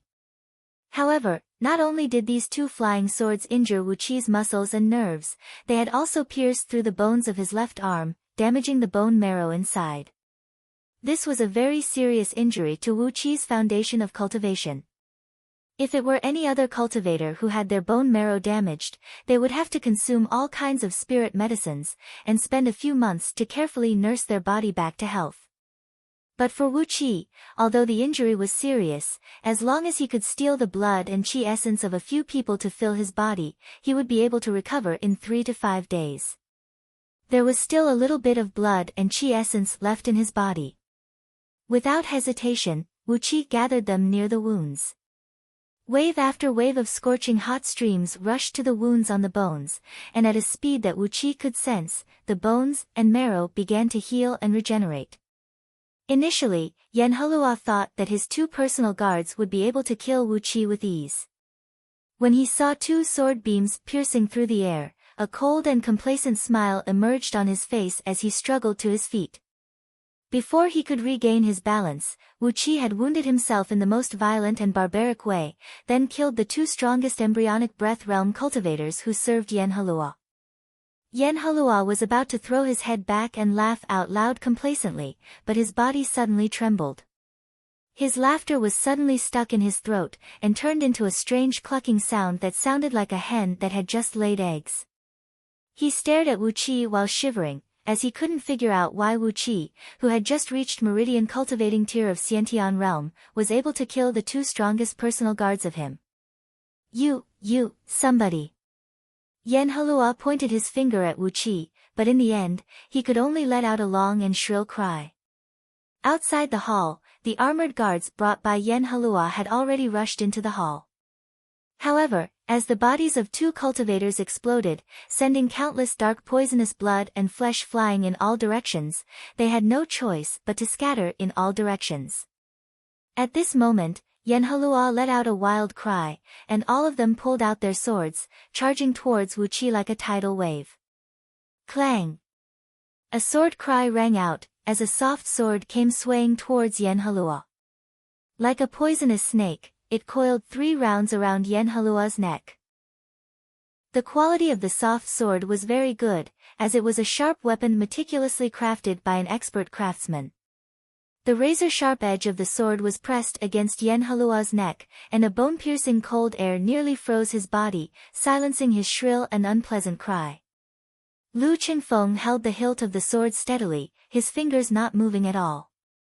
He stuck close to Yan Helua's back, then shouted with a cold and merciless voice, "Prince Ci, not only is Wu Qi my chief hanger-on, he is also my sworn brother. I'm sorry, but if you want to kill him, I'll kill you instead." Yan Helua cried out as if he had just seen a ghost. "Duke Yan Lu, have you gone mad? Do you know the consequences of killing me?" With a ferocious voice, Lu Qingfeng said, "So what if I kill you? At the worst, I'll just wander around the world. As long as I still have my sworn brothers and friends, where can't I make a name for myself? You came to my house and forcefully demanded my Iron Mountain smelting factory, that is no different from humiliating me. You also killed my sworn brother, my chief hanger-on. You didn't give me any face, so what if I kill you?"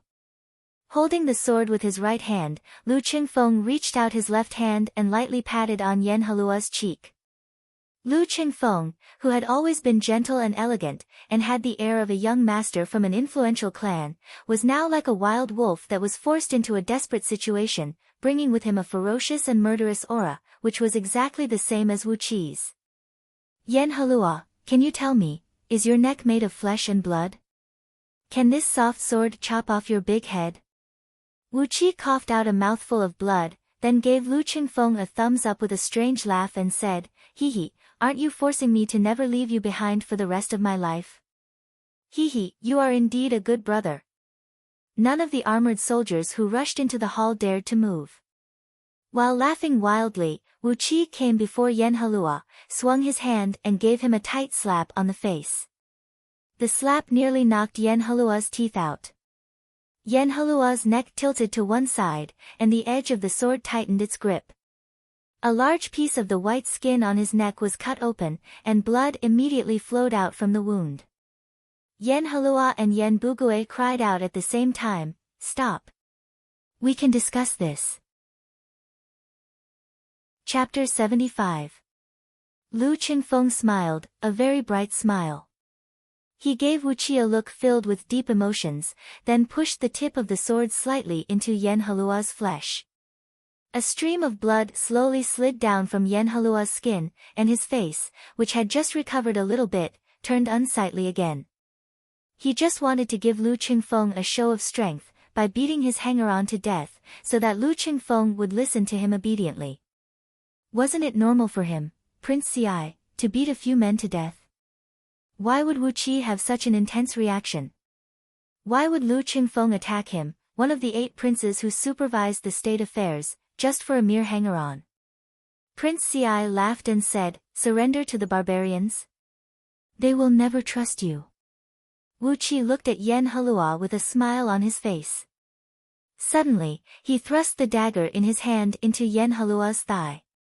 With a smile on his face, Wu Qi nodded at Yen Halua, then he forcefully poked a few times on Yen Halua's body with his finger, cutting off all the meridians in his body and sealing off all the innate energy in his body. The heaven-shadowing finger of this meridian-breaking restrictive spell came from Scroll of Stealing, and was a profound and magical technique. Not only could it be used on human beings, it could also be used on demon beasts, spirit beasts, or even legendary immortal beasts and divine beasts. Wu Qi sat down on the low couch opposite Yen Halua, crossed his legs, and narrowed his eyes as he sized up Yen Halua, whose face had turned deathly pale. Yen Bugui had temporarily taken on the role of a servant. He picked up a copper kettle placed on top of a small stove in a corner of the inner hall, brewed a pot of tea, and poured a cup of hot tea for each of the people present. Before Yen Halua could say anything, Wu Qi sprung up and sat right next to Yen Halua in a friendly manner. Hugging Yen Halua's shoulder, he said smilingly, "Why don't we do this? You can use the most vicious oath of your soul to swear a blood oath. As long as you have the slightest thought or action towards our young master or anyone close to our young master, you will die without a burial place. After you die, you will be divided and eaten by millions of animals. Your soul will never be able to reincarnate, and your line of descendants will be cut off. Even the members of your clan will die a horrible death. What do you think?" Just as they left the mansion, Yen Halua gritted his teeth and ordered, "Execute concubine Oriole, and beat her brother to death." Yen Fu, who was frightened by the tragic turn of events, but still maintained the bearing and demeanor of a butler of the duke's mansion, walked in and led the soldiers out of the hall as if they were ducks being chased away. Now that Yen Halua was under someone's control, no matter how unwilling these armored soldiers were, they had no choice but to follow Yen Fu out of the hall. After that, Yen Bugui nimbly leaped over and closed the door. Wu Qi smiled and said, "You don't have the intention to become enemies with our young master, but you have ordered me to be beaten to death." He casually clapped his hands, wiping away the blood staining his hands. Then, he took out an outer robe from his storage bag and put it on, covering the torn back part of his shirt and trousers. With a relaxed and joyful smile on his face, the blood gleam in Wu Qi's eyes was quickly retracted. Indifferently, he waved his hand at those armored soldiers, who had their bodies tensed up and their nerves were on the verge of breaking. Yen Halua stared at Wu Qi as if he had just seen a ghost, while Lu Qingfeng and Yen Bugui had their faces turned extremely strange. Did they really have to make such a scene? With Yen Halua's status and identity, not to mention exchanging the few iron mountains with the fishery, pearl quarry, and jade mine, even if he asked for them for free, how many people in Great Yen dynasty would dare to not give him face? Even if it was that stingy Yu Xian, if he, Yen Halua, wanted to get a few mineral veins from him, Yu Xian would at most ask for an equivalent exchange. The inner hall was a small compartment with luxurious furnishings. Everything was exquisite and luxurious. 2 incense burners shaped like the heaven-swallowing toad were emitting a faint purple aroma. The rich fragrance of lilies filled the air, washing away the smell of blood that came from the front hall. Lu Qingfeng pressed Yen Halua down on a low couch and sat down, then he himself sat right next to Yen Halua. "If you don't swear, I will assume that your highness, Prince Ci, will seek revenge from us in the future. If that is the case, no wonder you can't walk out of Duke Yen Li's mansion today." Lu Qingfeng was just a duke who had just arrived in Ji City, without any foundation or power. He was just a duke with an undeserved reputation. Yen Halua had given him a great honor by personally exchanging his properties with him. How did things turn out like this? With a complicated look in his eyes, Yen Halua gazed at Wu Qi, and nearly cursed out loud. Holding the dagger, Wu Qi forcefully twisted and turned a few rounds in Yen Halua's thigh muscles, causing him to scream out in pain. Wu Qi hated the fact that his cultivation base was not strong enough. If he had the cultivation of Jin Dan realm, he would be able to seize Yen Halua's nascent divinity and swear an oath with his nascent divinity. This would be the safest way. But now, he could only be careful and take precautions, and hope that Yen Halua's oath would have a binding effect on him. 15 minutes later, Yen Halua, who had changed his clothes, left Duke Yen Li's mansion with an extremely unsightly face. Wu Qi sneered and said, "I've told them, we'll use your head to pave the way. Will they believe the head of one of the 8 princes of Great Yen Dynasty? Or, we can just bring you alive and seek refuge with the barbarians. With your testimony, they should believe us, right?" Yen Halua gazed at Yen Bugue, then said with a bitter voice, "This time, it was my new concubine who begged me. Her elder brother had his eyes on the 7 iron mountains and 5 iron smelting workshops in Duke Yen Li's fief. That's why he begged me, using the few fish farms, pearl farms, and jade mines to exchange for them. But, I never expected that I would suffer such a great hardship." Holding the teacup with both hands and fiddling with the lid, Wu Qi gazed at Yen Halua from the corner of his eyes, sneered, and said, "Tell me, Your Highness Prince Ci, why did you come to our young master's mansion? It seems like you're here to bully us. If we're talking about the title of nobility, you're a prince. If we're talking about the seniority, you're a senior. If we're talking about the power, you're one of the 8 princes of Great Yen Dynasty. Is it really necessary for you to make such a scene just for a few iron mountains?" Wu Qi gave Yen Bugue a look. Without saying a word, Yen Bugue spun and left the inner hall. Not long after that, he could clearly sense the ripples of wood element energies coming from the outside, along with the faint howls of wind-breaking wolves. After a while, Yen Bugue returned to the inner hall. He had already sent his subordinates to inform the scouting office about what happened here. Lu Qingfeng squeezed out a smile, slowly sheathed the flexible sword, grabbed Yen Halua and walked into the inner hall. The flexible sword that was coiled around Yen Halua's neck a moment ago had been kept back into his sleeve by Lu Qingfeng. His right hand was pressed tightly against Yen Halua's ribs, and the tip of the sword had pierced through Yen Halua's clothes, nearly piercing through his skin. As long as there was a slight change, Lu Qingfeng would just have to unleash his innate energy, and the flexible sword would pierce straight into Yen Halua's heart from the ribs. He he he.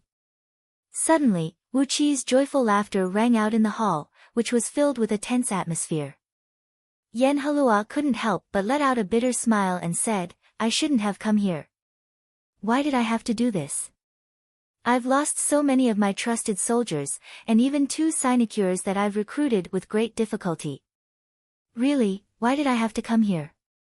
From the bag, Wu Qi took out a small sharp dagger, placed the teacup on the low couch, and began trimming his nails in an unhurried manner. "I, Wu Qi, am not a talented man. Although I am the chief hanger-on of our young master, we are like brothers. You're trying to kill me in front of our young master. This is not giving our young master any face. Since you're not giving our young master any face, why should I give you any?" Yen Halua let out a bitter laugh, sighed and said, "Why did you have to do this? I don't have the intention to become enemies with Duke Yen Lu." Left with no other choice, Yen Halua could only repeat what Wu Qi said, word by word, swearing the extremely vicious oath. There were cultivators in this world, and the theory of ghosts and deities was prevalent. After swearing such a vicious oath, Yen Halua wouldn't dare to attack Wu Qi and Lu Qingfeng again. Standing at the entrance of Duke Yen Li's mansion, Wu Qi was sneering as he listened to Yen Halua's order. In an indifferent tone, Wu Qi asked, "What is the background of the new concubine of Prince Ci?" The elder brother of the new concubine of Yen Halua had his eyes set on the properties in Lu Qingfeng's fief. A large stream of blood was oozing out from his neck, and the clothes on his upper body were stained with blood. Trembling, Yen Halua picked up the teacup, and regardless of how hot the tea was, he tilted his head back and drank the entire cup in one gulp. He breathed out a long sigh of relief. The scalding hot tea seemed to have brought a little bit of heat to him, and the flush on his face gradually returned to his cheeks. Wu Qi clapped his hands, gave Yen Bugue a smile, and slowly walked into the hall. Yen Bugue breathed out a long sigh, frowned and looked at the mess of blood and flesh on the floor, then shook his head helplessly. He stomped his feet, rolled his eyes a few times, and hastily followed Yen Bugue into the inner hall. Yen Halua was flustered and exasperated. If not because the edge of the sword was pressing against his ribs, he would have leaped up and cursed out loud. Prince Si's expression changed instantly. He opened his mouth, but couldn't say a word. He finally knew that Wu Qi was a fugitive, a real fugitive. It was not strange for him to do anything. If Wu Qi really brought Yen Halua's head to the barbarians, those barbarians would definitely welcome them with great joy. Even if they did not go to the barbarians, Great Yen Dynasty had a vast territory, and there were so many vassal kingdoms. After Wu Qi and his men killed Yen Halua, as long as they escaped from Ji City, they would be able to find shelter anywhere. Wu Qi sighed, shook his head and said, "If we killed Prince Si, one of the 8 princes, we just need to bring his head and escape to the territory controlled by those barbarians. I think we will be able to live a good life there. The women of the barbarians are very beautiful, and the way they eat and drink is not any worse than the women of Great Yen Dynasty. When we are bored, we can just bring a few barbarians out of the forest and kill some people, seize some territories, and live a carefree life." Wu Qi looked at Yen Halua, who was covered with blood stains. He pondered for a long while, then breathed out a long sigh and said, "You are, after all, a prince of Great Yen Dynasty. We don't dare to kill you. But, we don't dare to let you go just like that. It is too troublesome for one of the 8 princes to find trouble with our young master. What are you doing? What are you doing? Our young master is a relative of Prince Si, and Prince Si is also our young master's elder. What is the purpose of you, a group of outsiders, being an eyesore when an elder is chatting with a junior? Yen Fu, give each of them a gold ingot, and send them out to enjoy good wine and meat." Yen Bugue snorted coldly, cupped his fist and bowed to Yen Halua, then said with a deep voice, "Who is Prince Si here to negotiate with Duke Yen Lo?" Yen Halua was struck dumb. His face twitched, then he said with a cold voice, "She is the daughter of Prince Fuling of Xian Kingdom." "He, Xian Kingdom? Didn't the hostage of Xian Kingdom die tragically 2 nights ago because of Duke Yen Lo? So, I'm being used as a weapon by someone? How dare they?" Wu Qi and Yen Bugue exchanged a glance. Both of them twitched their lips at the same time, revealing a cold, thoughtful smile. Chapter 76. After Prince Si, Yen Halua, was sent away, the following half a month of peace and tranquility, and nothing else happened. Under the guidance of Yen Fu and Yen Bugue, Lu Qingfeng began to visit the important figures in Ji City in an orderly manner. The clan leaders of various imperial clans, the heads of a few influential clans, the prime ministers and 9 ministers, and many high ministers and ministers. During the half a month of time, Lu Qingfeng barely managed to straighten out all these relationships, and became familiar with all the influential figures in Ji City. However, Lu Qingfeng still had a long way to go before he could truly enter the core circle of nobles of Great Yen Dynasty, possess the relationship and power network that a duke should have, and truly grasp the power and authority of Zhuoguozheng. It would take a long time for him to succeed.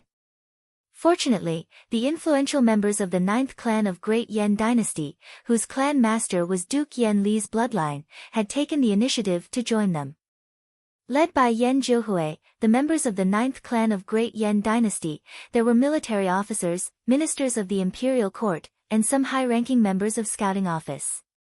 With their bloodline as the bond, several dozens of influential figures had taken the initiative to gather around Lu Qingfeng.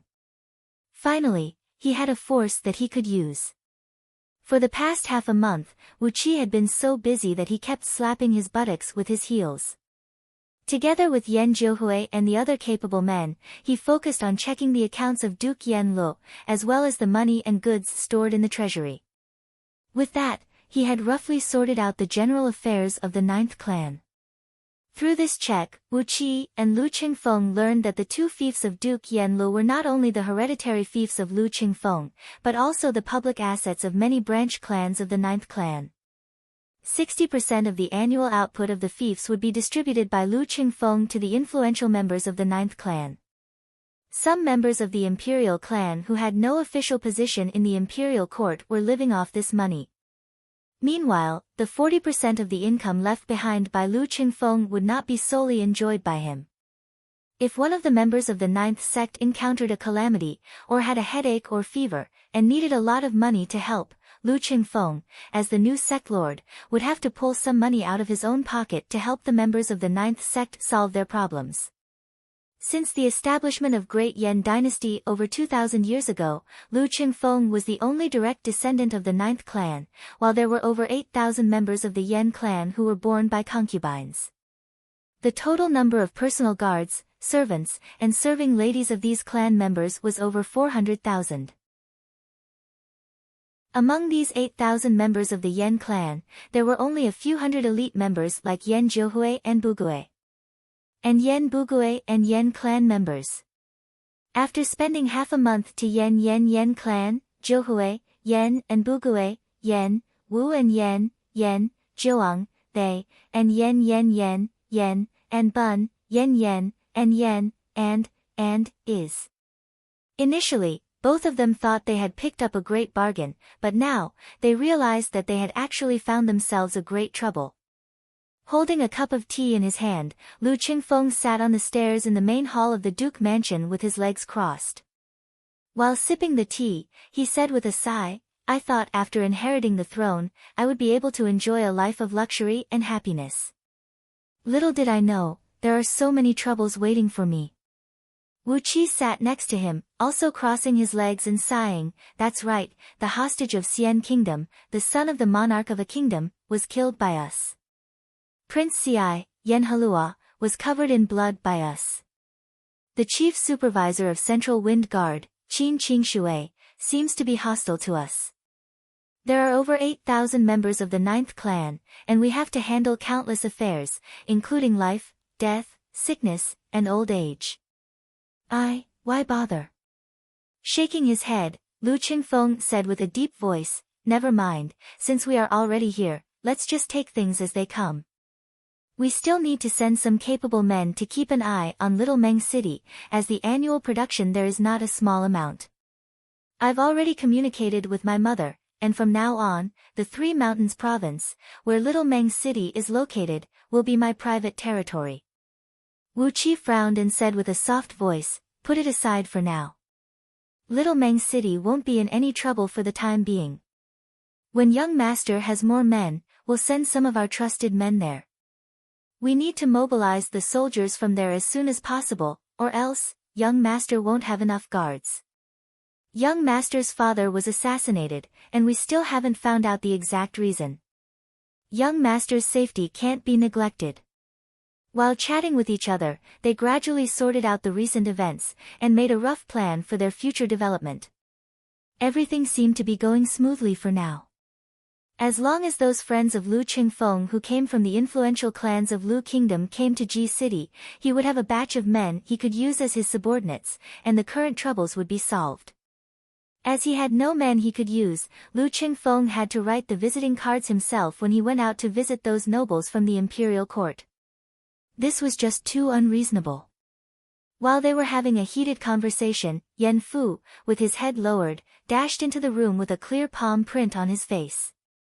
He bowed respectfully to Lu Qingfeng, then said with a bitter voice, "Master, someone is visiting from outside the mansion. He looks menacing, and it doesn't look easy to deal with him. Please be careful, master." Casually throwing the teacup to Lao He, who was standing right next to him, Lu Qingfeng rose to his feet angrily and shouted, "Who is this rude guy? Since he has come to visit, why did he slap you?"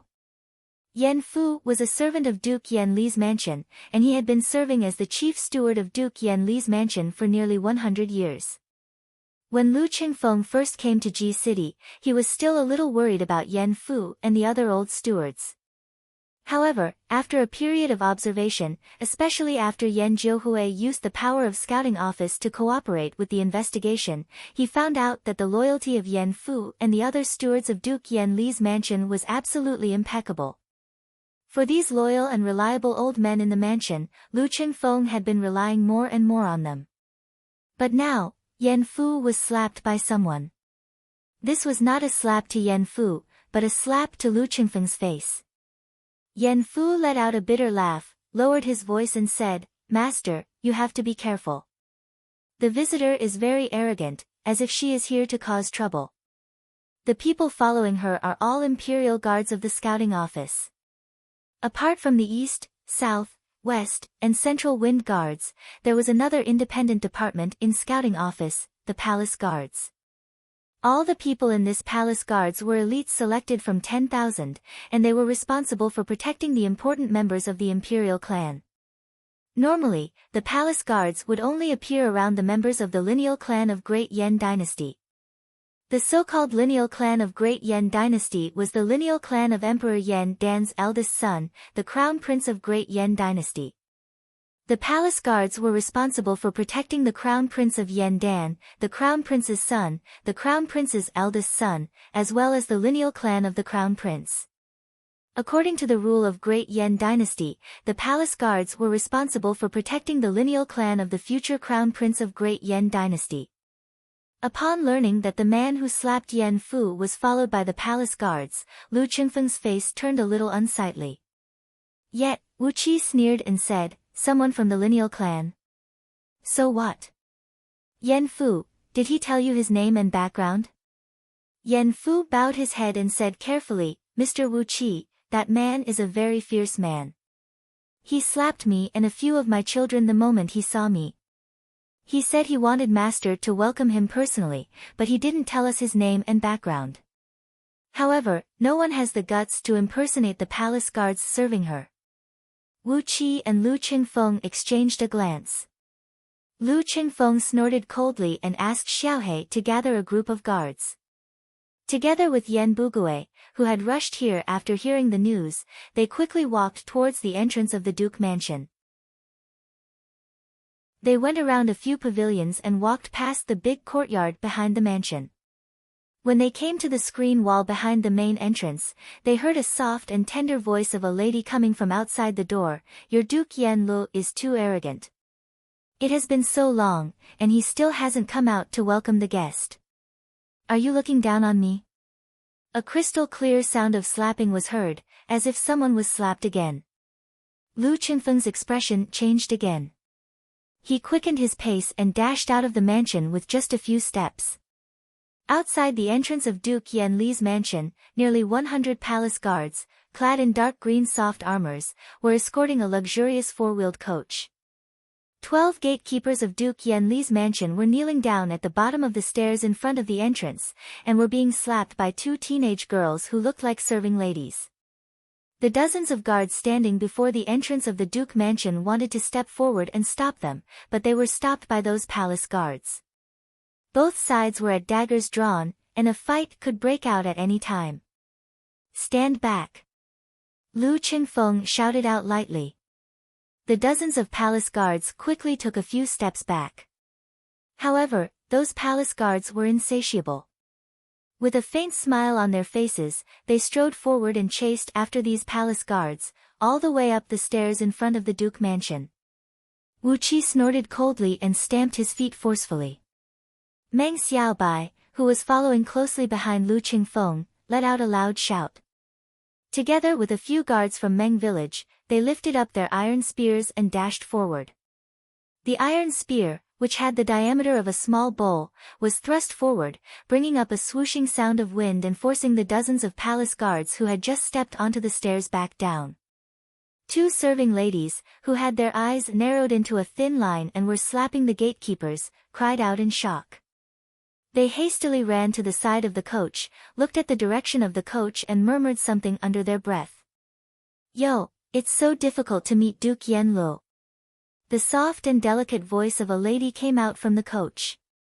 Wu Qi knitted his brows. The voice of the lady sounded very familiar. It sounded exactly the same as the voice of the lady who released the demon ghost and clashed with Wu Qi on the night when Lu Qingfeng was attacked half a month ago. Lu Qingfeng snorted and strode down the stairs. He pulled up those gatekeepers, whose faces were badly beaten, and shouted coldly, "Yen Fu, give each of them 10 ingots of silver as a reward, and let them have a good rest for 1 month." Yen Fu answered. He glared fiercely at the coach, then hastily ordered those gatekeepers to retreat into the mansion. The gatekeepers of Duke Yen Li's mansion were the sons of servants in the mansion, and they had been serving as servants for generations. Yen Fu had always treated these people as his own children. Today, they were slapped by someone for no apparent reason, and it made him feel both heartache and anger. 10 ingots of silver. Duke Yen Li's mansion is indeed rich. The lady in the coach sneered and said, "If that's the case, I won't be courteous with you. Duke Yen Li can reward a few lowly gatekeepers with 10 ingots of silver. Many of my personal guards have been killed by your hanger-on, and my personal demon ghost guards have been severely wounded as well. Duke Yen Li, you have to compensate me with 5 million gold coins." 5 million gold coins. Lu Qingfeng and Wu Qi were taken aback. The total annual expenditure of hundreds of thousands of city guards in Ji City, including armaments, armors, and other military supplies, was less than 1 million gold coins. Asking for 5 million gold coins as compensation?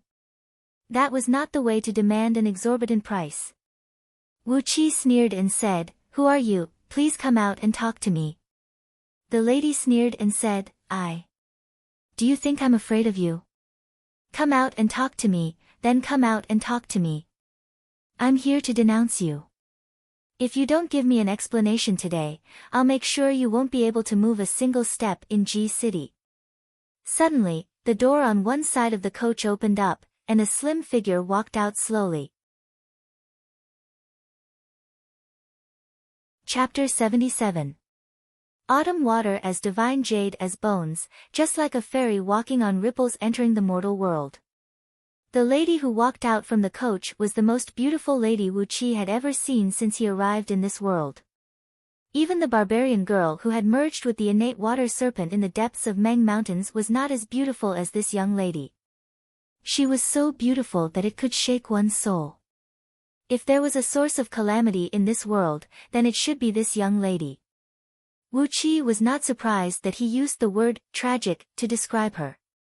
If not for the fact that she was born in a prestigious family and was protected by the palace guards, Wu Qi had no doubt that with her beauty that could topple a state, she and the people around her would only end up with a miserable fate that could only be described as tragic. The young lady was not tall. She was about 1.75 meters tall, which could only be considered as an average height in this world. However, her posture was perfect to the point of being impeccable. She was graceful, and every move she made seemed to affect the surrounding environment. There was a gentle glow emitting from her body. When she walked out from the coach, the surrounding air was lit up. A gentle breeze blew past, and a refreshing fragrance came wafting into Wu Qi's face. Wu Qi could smell it clearly. It was not the fragrance of incense, nor was it the fragrance found in other sachets, but the natural fragrance of this young lady. Even though he was 20 to 30 feet away from Wu Qi, he could still smell the natural fragrance that felt like the condensation of the essence of 100 flowers. Wu Qi's heart skipped a beat, and all he could do was to scream in his mind. This was a girl who was truly a monster. The young lady had a head of long black hair, which was coiled into 3 buns, decorated with a few exquisite flower ornaments. Amidst her luxurious appearance, there was a hint of playfulness that could only be found in young girls. She had a pretty face that was exquisite and impeccable, and her rosy lips were twitching disdainfully. Amidst her nobility, there was a hint of naughtiness, a hint of unruliness, and a hint of barbarism. A luxurious palace dress of dark green had wrapped around the slender and beautiful body of the young lady, making her curvaceous body look even more enchanting. The style of palace dress in Great Yen Dynasty was conservative and traditional. Normally, even the neck of a lady would be tightly wrapped. And this young lady's palace dress was obviously specially made. Not only was her slender and fair neck completely exposed, even her chest was in the style of a Tang Dynasty noble lady's dress, revealing a large area of white, tender, and flawless flesh. She was of noble birth, pampered, mischievous, unruly, and rebellious. Wu Qi saw through this girl's nature with a single glance. Yan Bugui and all the other scouting officers knelt down in front of the young lady. Your subjects greet Princess Xianglu. Yan Bugui, who was kneeling on the ground, raised his head slightly, his hands grabbing onto Lu Qingfeng and Wu Qi's clothes, pulling hard, signaling them to kneel down and pay their respects. Princess Xianglu, the youngest daughter of Emperor Yan Dan's eldest son, Yan Qijuan. 18 years ago, Yan Qijuan, who was in a secluded cultivation, made a breakthrough, and his Jin Dan attained the mastery stage, stepping into the realm of peak stage human immortal. Overjoyed, Yan Qijuan held a banquet to celebrate, and when he was drunk, he forced himself on a barbarian beauty who was presented to him by a vassal kingdom. As a human immortal of mastery realm, Jin Dan had a stable meridian, and its energy would not leak easily. But that night, Yan Qijuan was too excited, and he was drunk. As a result, he accidentally gave birth to the barbarian beauty, and she became pregnant.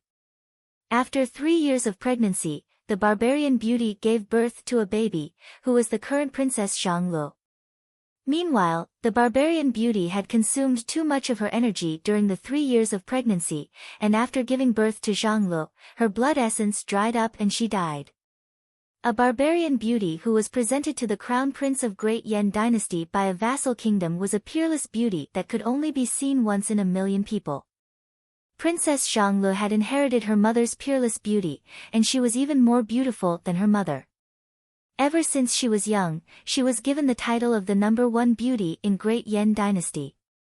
On top of that, Yan Qijuan lost his energy in Jin Dan's mastery realm, and that was the reason why he had Princess Xianglu. Jin Dan was a human immortal of mastery realm, and even a tiny bit of energy was no trivial matter. Princess Xianglu was born with this tiny bit of energy essence, and when she was born, her meridians were all cleared, and she had the cultivation base of respiration tier of Xiantian realm. She was a rare genius in cultivation, and her bone structure was unparalleled. With such beauty, such innate talent, and the fact that she was the direct granddaughter of Emperor Yan Dan, when Princess Xianglu was born, she was granted 100 cities as her fief by Yan Dan himself. After that, every year on her birthday, she would be granted more fief. Half a year ago, when Princess Xianglu was on her 15th birthday, she had accumulated 3 fief provinces, and they were the 3 richest and most densely populated provinces in Great Yan dynasty. Not to mention the others, the elite army of these 3 provinces alone had a total of 150 battalions, and a total of 75,000 soldiers. On top of that, these 3 provinces were located right next to Ji City, and the elite army of these 3 provinces were all cavalries. With just an order from Princess Xianglu, 75,000 elite cavalries could arrive at Ji City at any time. 3 years ago, there was once an ignorant son of an aristocratic family from a vassal kingdom who blocked the way of Princess Xianglu on the street. As a result, Princess Xianglu deployed 30,000 soldiers and marched into Ji City, massacring all the properties of that aristocratic family in Ji City. More than 3,000 people were killed on the street. After that, the punishment that Princess Xianglu received was nothing more than being grounded for 3 days, and Yan Dan personally fined her half a month's worth of taxes from her fief. After that, Princess Xianglu had become the devil incarnate that no one dared to offend in Ji City. Even the 8 princes who were responsible for managing the state affairs of Great Yan dynasty didn't dare to offend her.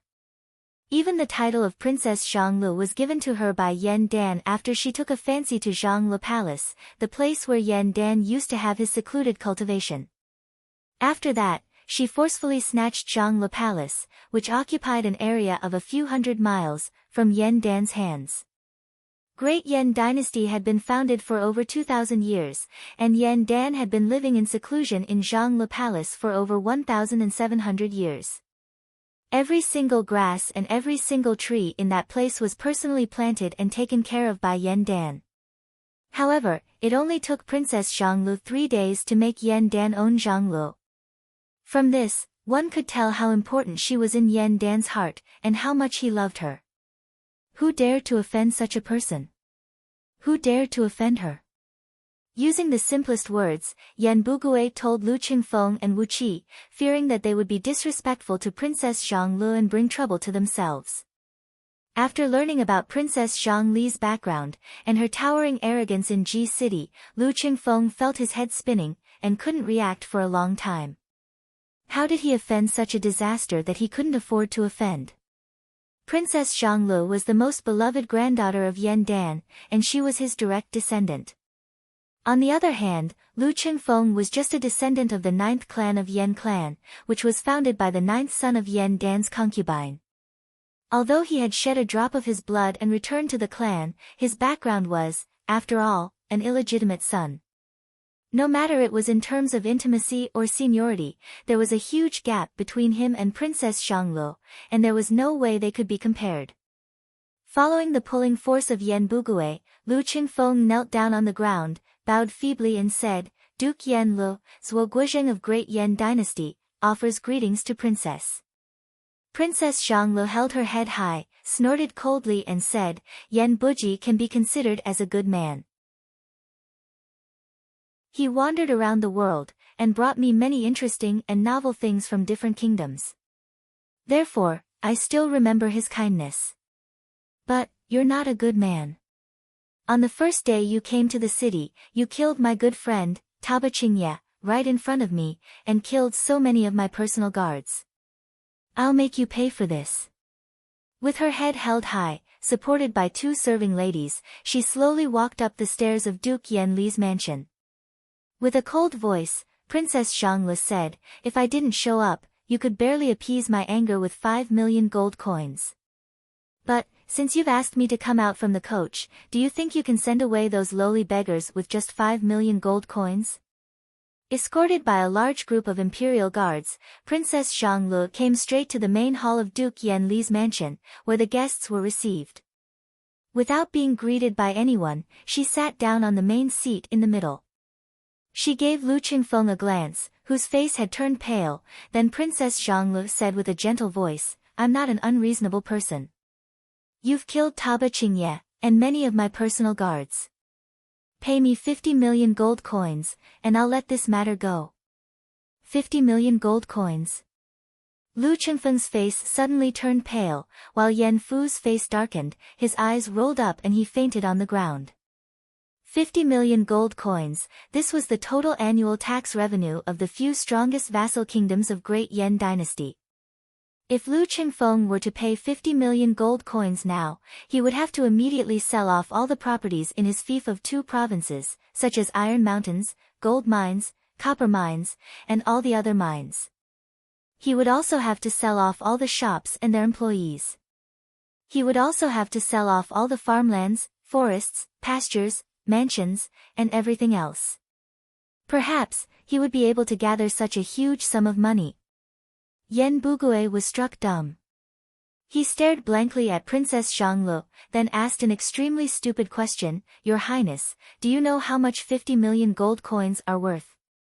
Indifferently, Princess Zhang gazed at Yan Bugui, smiled and said, Indeed, I don't know how much 50 million gold coins are worth. But I'm sure it's worth 30 slaps. Slap yourself 30 times, and I'll forgive your offense. Yan Bugui swallowed a mouthful of saliva, raised his trembling hand, and was about to slap himself. A cold gleam flashed across Wu Qi's eyes. He recalled Yan Bugui's resolute and decisive killing in the woods of Meng Mountains, and recalled how he dashed into the midst of millions of barbarians, bathed in blood and slaughtering them. How could such a brave man slap himself just because of a sentence from a 15-year-old girl? An evil flame rushed up from his heart to his head. Suddenly, Wu Qi let out a laugh. Princess Zhang gazed at Wu Qi coldly, nodded her head and said, You're the one who killed my personal guards, and wounded my demon ghost. Your name is Wu Qi, isn't it? Just now at the entrance of the mansion, you didn't kneel down and greet me. Now, kneel down and give me 300 kowtows, and I won't ask my men to slap you. Wu Qi narrowed his eyes and smiled brilliantly. His smile was filled with a dangerous aura. Almost instinctively, a dozen of palace guards stepped forward and stood between Wu Qi and Princess Xianglu. Princess Xianglu looked at Wu Qi curiously and asked, "What are you laughing at? Don't tell me you want to kill me." Wu Qi took a deep breath. Suddenly, his tone became extremely gentle and sweet, filled with a flirtatious, pinkish charm. This tone was the same one that came out from Lu Xiaobai's mouth when she was chased by dozens of beautiful girls in the red light district of Holland. "Your Highness, who is as beautiful as the stars in the sky, can you please listen to the heartfelt words of a lowly human being?" Obviously, Princess Xianglu was startled. She blinked her eyes quickly and asked blankly, "What did you just say?" Wu Qi smiled gently, like a spring breeze brushing through a field of dogtail flowers. He was extremely gentle, and filled with tenderness and sweetness as he said, "Actually, what I want to say is, your beauty should not exist in this world. But, you are here. This is the gift from the heaven to all the humans in this world. Every frown and smile of yours, every move you make, even your soft voice, they are all so charming." The gentle words of love were like a trickle of water, slowly dripping into the tender heart of Princess Xianglu. The heaven had taken pity on Princess Xianglu. Now that she was 15 years old, who in Great Yan Dynasty dared to talk to her like this? Wu Qi repeated all the 11,000 classic lines of love he learned from Lu Xiaobai's soul fragment, and Princess Xianglu was addicted to them. She had fallen. Chapter 78. In the back garden of Duke Yan Li's mansion, all kinds of flowers were blooming in full bloom.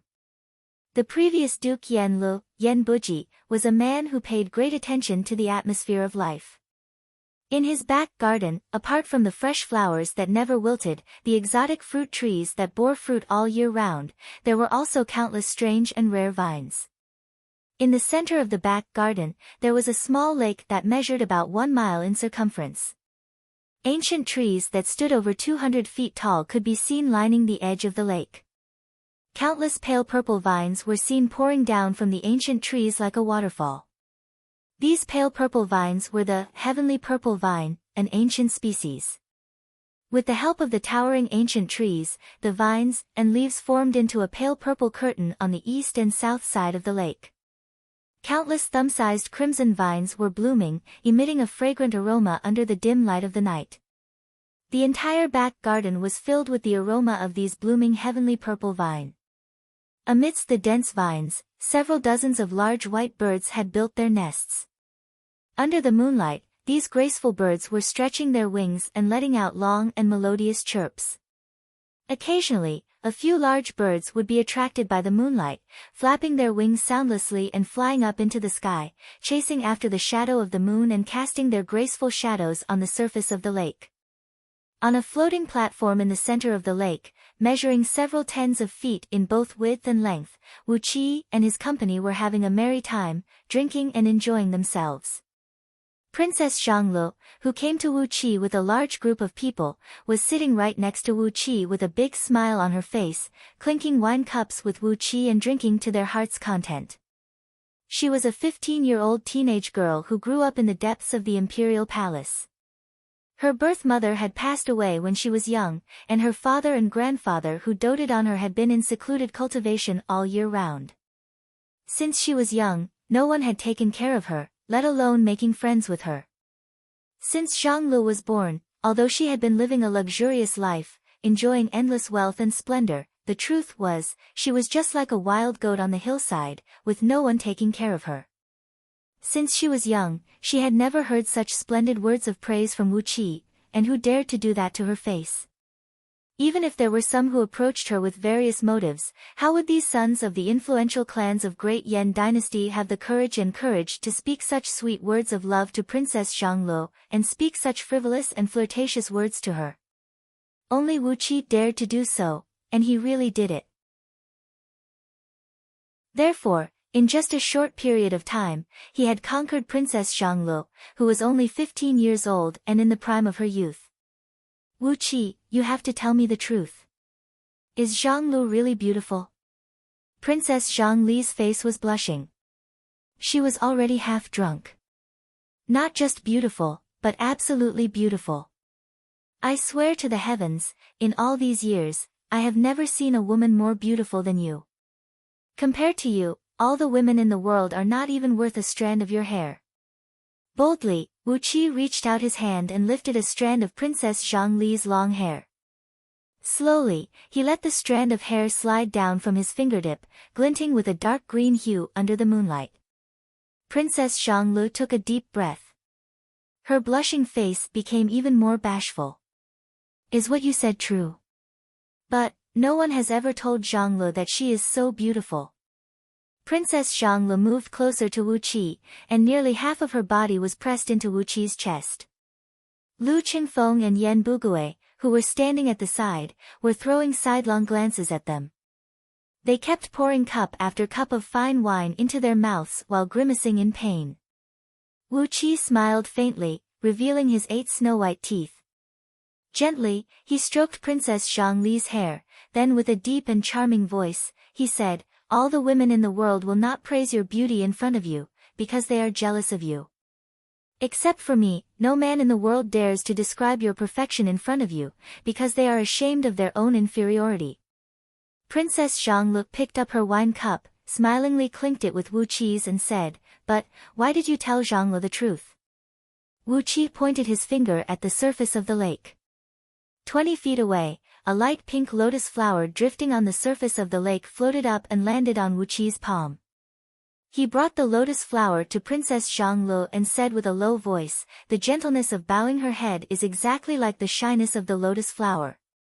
Princess, you are 10,000 times more beautiful than this flower." Princess Zhonglu stared at Wu Qi, her body and mind intoxicated. She snorted and said in a low voice, "You haven't told me, why did you tell Zhonglu the truth?" Placing the lotus flower on Princess Zhongli's palm, Wu Qi sighed and said, "The dark night has given me a pair of black eyes, and I am using them to find the most beautiful light in the dark night." The reason why Wu Qi told Princess the truth is that I was born for the beauty of Princess.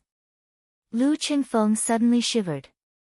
Shivering, he turned his head and stared blankly at the patch of heavenly purple radish blooming at the edge of the lake. Princess Zhonglu brought the lotus flower closer to her face and took a deep breath. Her beautiful eyes turned watery, and her rosy lips curved into a beautiful smile. Boldly, she reached out her hand and touched Wu Qi's cheek, then said with a gentle voice, "Are you born for my beauty? Are you born for Zhonglu? What you said, no one has ever told Zhonglu before." "You're a good man, you're a very good man," murmured Princess Zhonglu. "Taba Qingye is not a good man." Boldly, Wu Qi held Princess Zhongli's hand and said with a gentle voice, "Princess, please understand. Taba Qingye wants to kill Wu Qi, but he asked Princess to just stand aside and watch the show. Obviously, he is using Princess as a shield. If not because Wu Qi has some abilities, perhaps he would have succeeded long ago, and Princess wouldn't be able to see Wu Qi today." Sighing lightly, Wu Qi stared deeply into Princess Zhongli's blurry eyes, sighed and said, "The rarest thing in life is to find a bosom friend. But, Princess is Wu Qi's bosom friend. For so many years, this is the first time Wu Qi told a girl the words in his heart." Princess Zhonglu smiled, a very charming smile. Gently, she stroked Wu Qi's cheek and said with a gentle voice, "Bosom friend?" "Yes." Zhonglu finally understood. Taba Qingye is really up to no good. He knows that Zhonglu is bored in the palace, so he purposely sent someone to tell Zhonglu that there will be a good show tonight, and asked Zhonglu to wait at the place where he ambushed you. He is trying to use Zhongli's influence to atone for his crime. Wu Qi nodded his head heavily and said with a deep voice, "Princess is a wise and far-sighted person. How could those despicable people hide their thoughts from Princess?" Princess Zhongli's face turned slightly unsightly. She said coldly, "I had forgotten about this, but when Tuoba Haofeng returned to Ji City today, he purposely mentioned this to me." Is he trying to trick me into giving Wu Qi a hard time?" Wu Qi nodded his head and said, "That must be it." "You're right. Princess, both Taba Qingye and that Tuoba Haofeng are using Princess." Wu Qi breathed out a faint sigh, then looked at Princess Xianglu affectionately and said, "Princess, you are the pearl of immortal dew, a figure like a heaven immortal. The mortal world should never taint your pure soul. However, there are countless mortals in the world, and they are always trying to use Princess. In the future, Princess, you must be cautious in your actions, and never fall into the evil intentions of those people." Princess Xiangli's face darkened. She clenched her teeth tightly and said in a cold voice, "You're right. In the future, if someone wants to talk to me, I'll come and ask you." Do you really think that just because I was born in the palace, I don't know anything? Wu Qi, you're a good man, an honest man. I understand that. Wu Qi smiled. He beckoned Lu Qingfeng and Yan Bugui to come up and propose a toast to Princess Xianglu, then he shared a few cups of wine with Princess Xianglu, whose face was filled with a smile. After that, Wu Qi purposely picked out some things that a pampered princess who was born in the palace would never know, and told them to Princess Xianglu as if they were some strange stories from the countryside. From the marketplace of Little Meng City, to the life of a barbarian hunter, to the life of a wandering swordsman, to the life of Yan Bugui leading 80 of his subordinates in the deep mountains and forests, Wu Qi had a very good eloquence. He described all these things in a vivid manner, as if he had seen them with his own eyes. Since when had Princess Xianglu ever heard any of these? Using some techniques from the romance of Sui and Tang dynasties, Wu Qi added some details to the life of those barbarian hunters and wandering swordsmen, which made Princess Xianglu even more fascinated. She thought that those wandering swordsmen and barbarian hunters who lived on the edge of a blade were all heroes with an indomitable spirit. When Wu Qi told her about how Yan Bugui brought his subordinates and went through all kinds of hardships in the depth of Meng Mountains, going through life and death battles, and finally bringing back 3 precious black stone tablets for Great Yan Dynasty, he had added some extra artistic touches to the story, describing Yan Bugui as a tall, strong, and nearly perfect man of Great Yan Dynasty. And those dangers that Yan Bugui encountered in Meng Mountains were described by Wu Qi in a magnificent manner, just like a Hollywood blockbuster. Princess Xianglu was fascinated by the story. She couldn't help but nod her head at Yan Bugui and said, "You're Yan Bugui? You're a good man. Next time, I'll talk to my father, and he'll confer you the title of general." Yan Bugui was struck dumb, and couldn't react for quite a long while. Wu Qi was blushing after coming up with all these nonsense. How could he fool Princess Xianglu to promise him the title of general? Yan Qijuan loved Princess Xianglu the most. But, if she were to speak to him, perhaps it would really come true. The moon was hanging high in the sky, and it was late at night. Xianglu, who was almost drunk, had to return to the imperial palace. In front of all the serving ladies and guards, Princess Xianglu held Wu Qi's hand and walked out of Duke Yanli's mansion. She was laughing and giggling along the way, feeling extremely joyful. At the entrance of Duke Yanli's mansion, Princess Xianglu held Wu Qi's hand, smiled and promised him, "Wu Qi, you're my best friend now. Sometimes, I have to focus on my cultivation, so I can't visit you often. When you're free, come to Garden of Xianglu or the Imperial Palace to visit me." Reaching out her hand, she untied an oval-shaped green jade from around her neck. Princess Xianglu tied the jade around Wu Qi's neck. The palace guards nearby were dumbfounded when they saw this intimate behavior. Lu Qingfeng and Yan Bugui were dumbfounded. Princess Xiangli's jade pendant was given to Wu Qi just like that. This was Princess Xiangli's personal item. Wu Qi took out the 3,800 years old innate water serpent core from his storage bag and gave it to Princess Xianglu.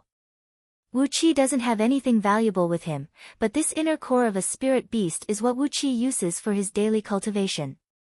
"Today, I'll give it to you, Princess." Princess Xianglu stared blankly at the innate water serpent core in Wu Qi's hand. Suddenly, she let out a sweet smile and held it in her hand. Princess Xianglu cast a sideways glance at Wu Qi, chuckled and said, "Count yourself lucky. Zi Xian is very happy with this inner core." Her red lips came close to Wu Qi's ear. Princess Xianglu said softly, "Remember, Zhang Li's name is Zixian. Slowly, they boarded the coach. Surrounded by numerous guards, Princess Zhang Li and Yan Zixian left. Wu Qi took a deep breath, clasped his hands behind his back and stared at the bright moon in the sky. Suddenly, he breathed out a sigh and said, "Young master, I suddenly have a very guilty feeling." Lu Qingfeng and Yan Bugui exchanged a glance, then nodded their heads at the same time.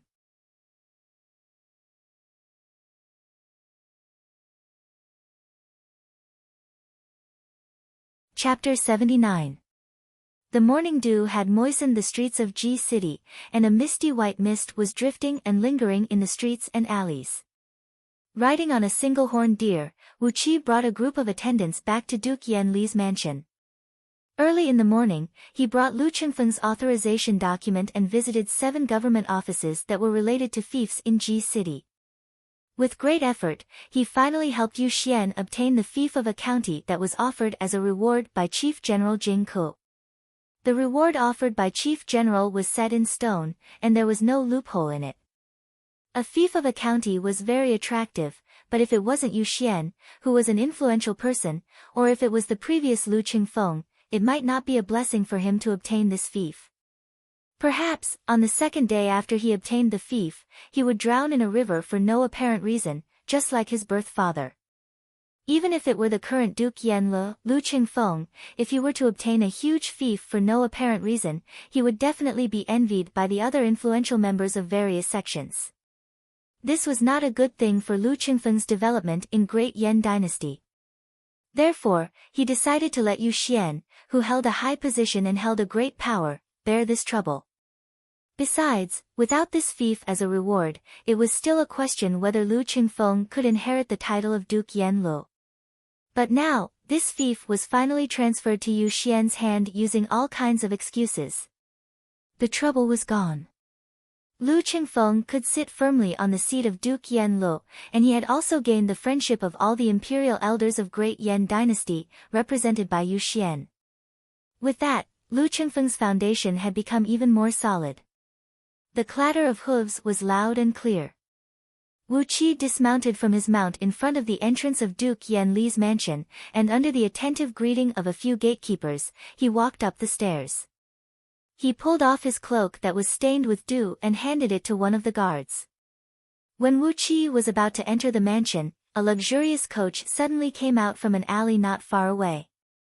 One of Princess Zhang Li's serving ladies poked her head out from the coach and called out to him with a clear voice, "Mr. Wu Qi."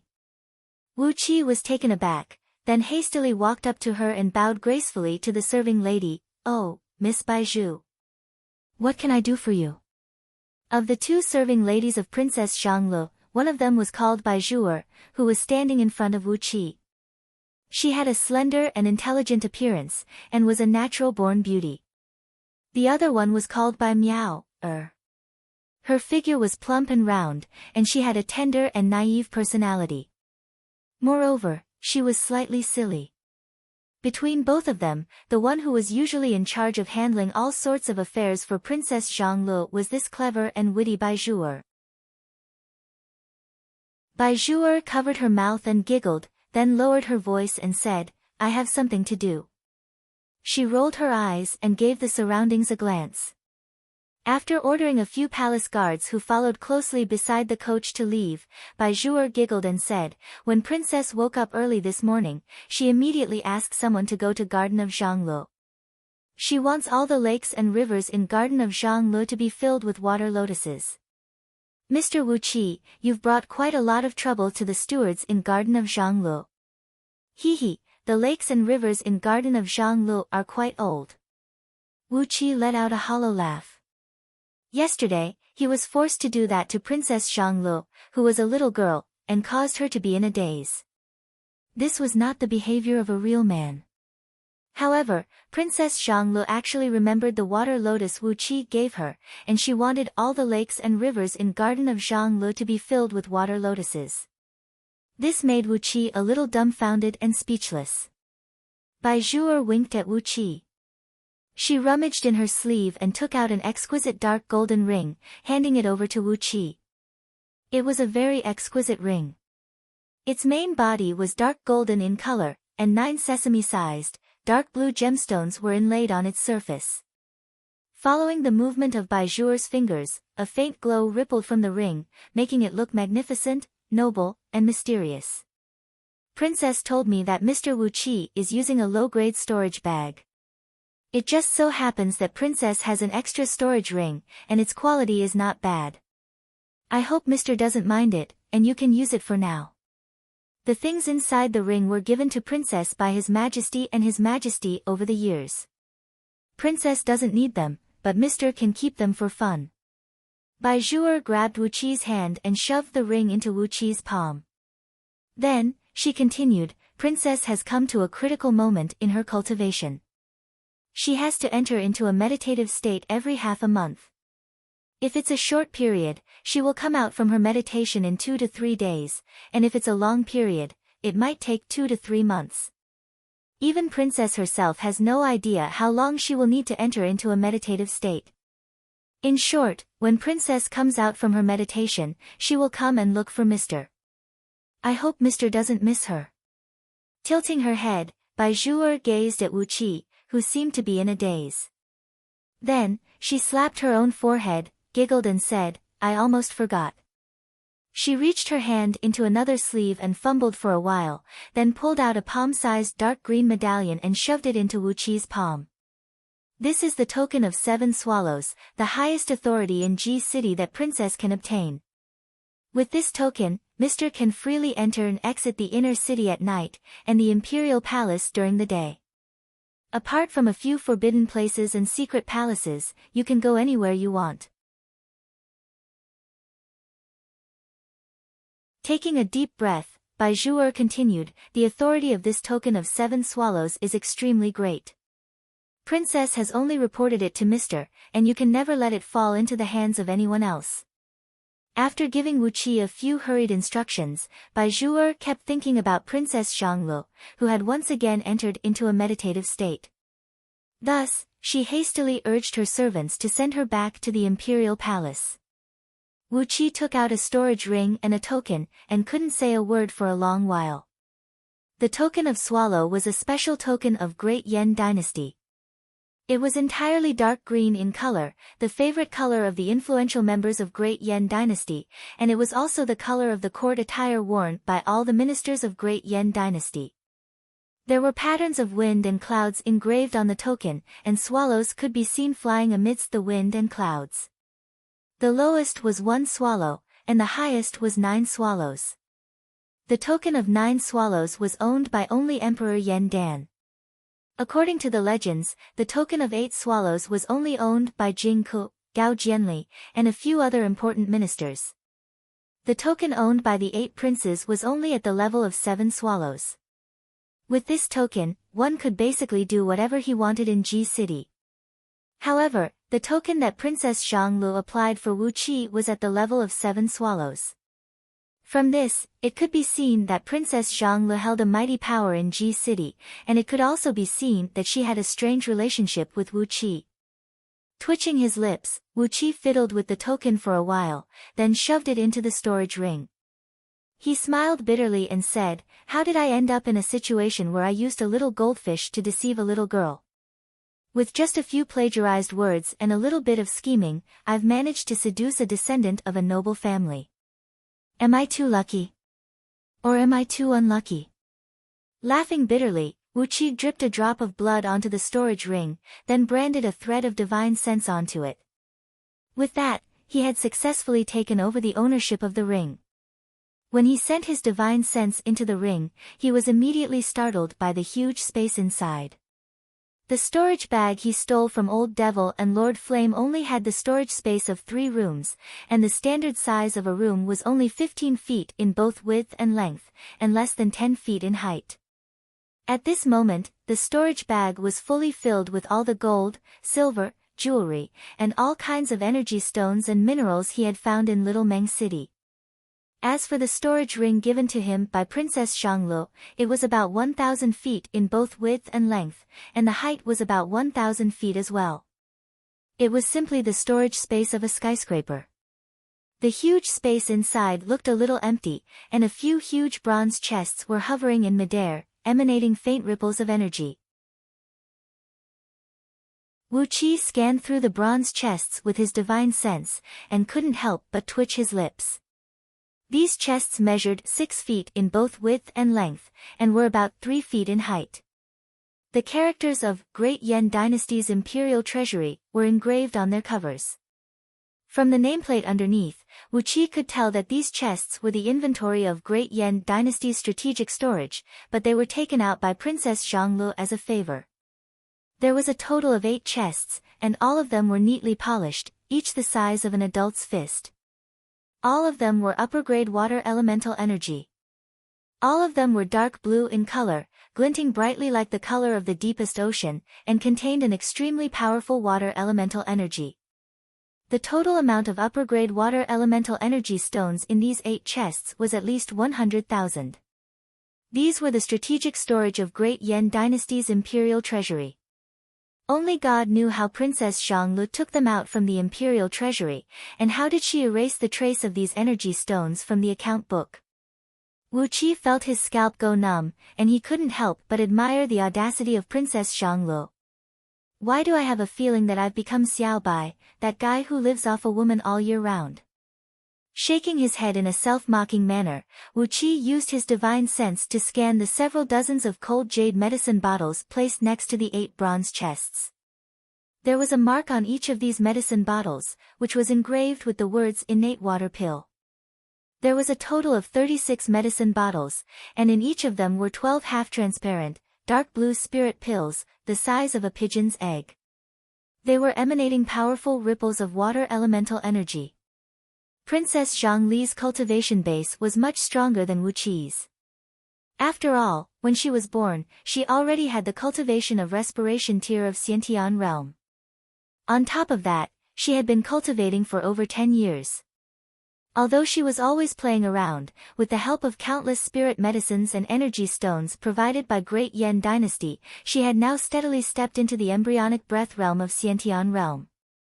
However, with the help of those spirit pills, she still maintained the beauty and vigor of a young girl, unlike those cultivators of embryonic breath tier who were over 100 years old. With Princess Zhongli's cultivation base, she could naturally tell that Wu Qi was cultivating with water elemental energy, and the innate water serpent pill he gave to Princess Zhonglu was also the inner pill of a water elemental spirit beast. A teenage girl was always so ignorant and impulsive. Since she had a good impression of Wu Qi, she wished she could give all the good things under the heaven to Wu Qi. When Wu Qi gave her the innate water serpent pill, as a gift, she immediately gave him 8 chests of upper-grade water elemental energy stones and several hundred spirit pills that could enhance the cultivation of water elemental energy. Wu Qi sighed lightly and shook his head again. Upper-grade water elemental energy stones. After searching for so long in Little Meng City, Wu Qi had never seen an upper-grade energy stone with his own eyes. If not for the record in Scroll of Stealing, he wouldn't be able to recognize that these chests contained upper-grade water elemental energy stones. As for the innate water pill, with the insight Wu Qi inherited from Scroll of Stealing, he could tell that it was a lower-grade spirit pill of decent quality. Each pill could at least enhance the cultivation base of a cultivator of respiration tier of Xiantian realm after 1 year of arduous cultivation. 36 bottles of spirit pills were more than enough for Wu Qi to cultivate to the embryonic breath tier in the shortest time possible. Furthermore, his foundation would be extremely stable, and there would be no danger of his foundation being shaken. If she wasn't the most beloved princess of Great Yan Dynasty, if she were someone else, how could she easily take out so many things just to return the favor? The hardest thing to accept is the kindness of a beauty. Is she my luck in love, or is she my misfortune in love? Without saying a word, Wu Qi transferred all the things in the bag into his storage ring. He swore in his mind, fine, Princess Zhonglu, Zi Xian, no matter it is my luck in love or misfortune in love, Wu Qi will take it all. Could it be that he, Wu Qi, didn't even have the courage to accept the kindness of a little beauty? Letting out a long laugh, Wu Qi casually threw the empty bag to Meng Xiaobai, who was standing in front of the door. Xiao Bai, this treasure is yours now.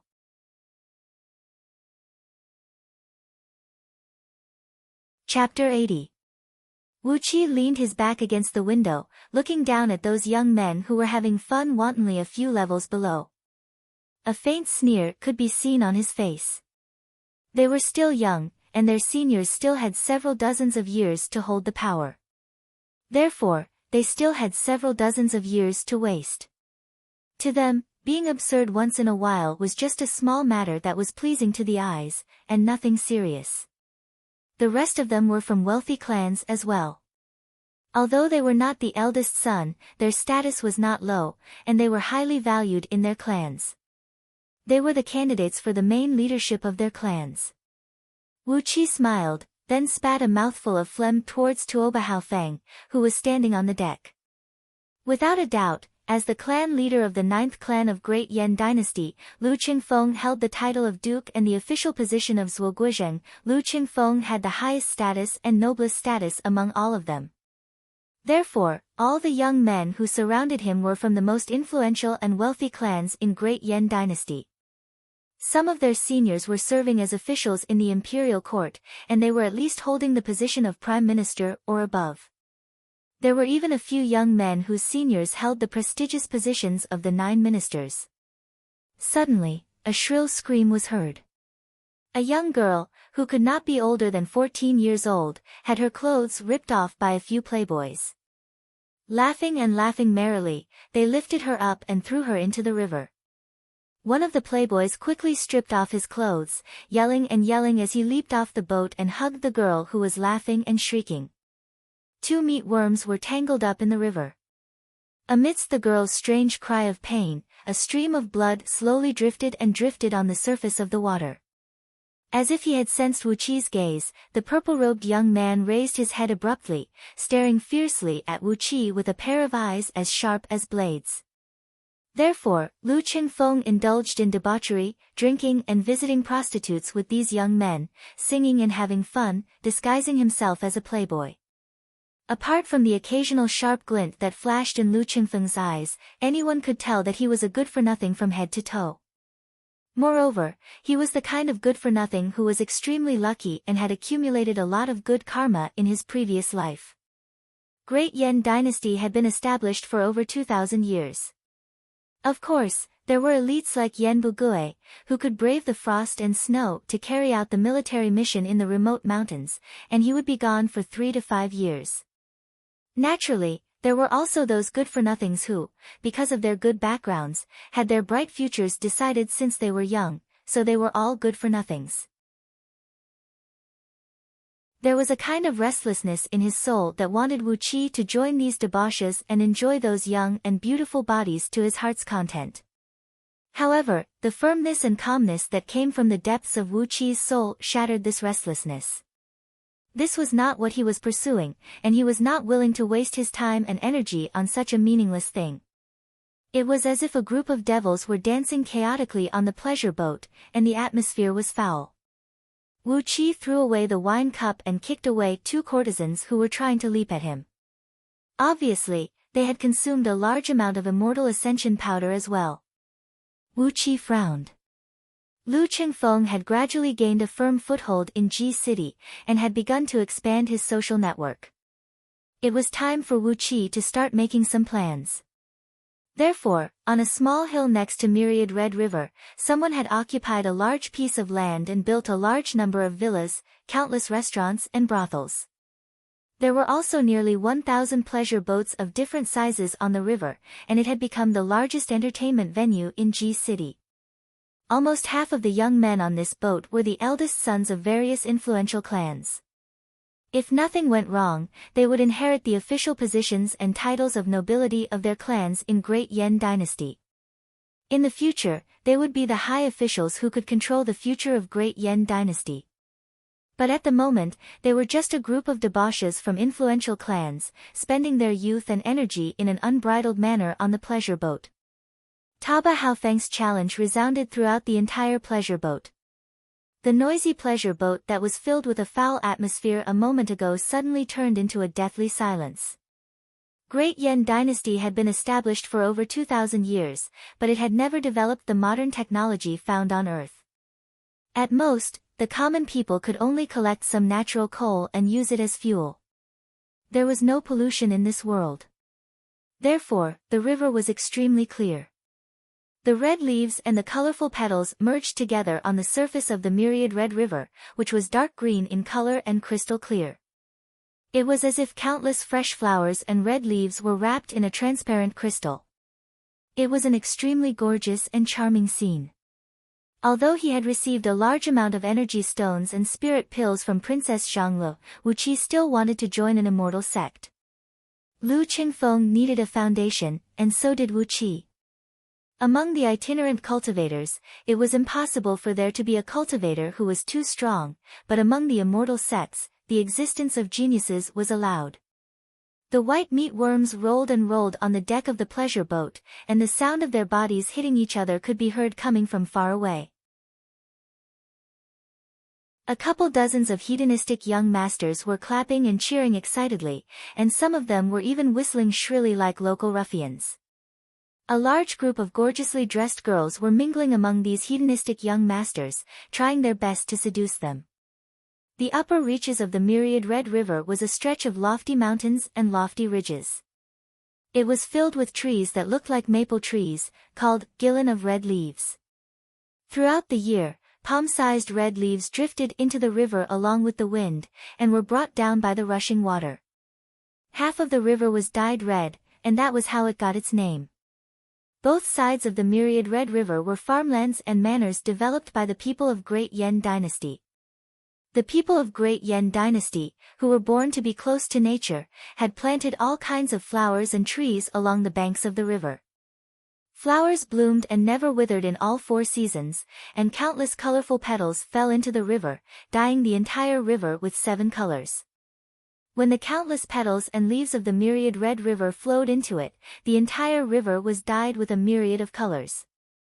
The purple-robed young man, who was smiling brightly just a moment ago, had his expression changed instantly, turning into a sinister and ferocious look. He pursed his lips, pointed his finger at Wu Qi, and snapped, "Are you Wu Qi, the hanger-on of Duke Yanlu, Duke Qingfeng? You've killed my elder brother, and today, Tuoba Haofeng will fight you to the death." Clang! A sword cry rang out, as Tuoba Haofeng drew out his sword and forcefully threw it towards Wu Qi. "I need to find someone and ask around, and find out how many immortal sects Great Yen Dynasty has. Of course, I can forget about those sects that are purely official like Imo Sect and Scouting Office, as I don't have the mood to risk my life for Great Yen Dynasty." Wu Qi murmured to himself in a low voice, calculating his plan in his mind. The fact that Lu Qingfeng was able to join a gathering like this, mingling with these young men, it meant that the clans behind these young men had begun to approach Lu Qingfeng, and had begun to cautiously approach Lu Qingfeng and build a relationship with him.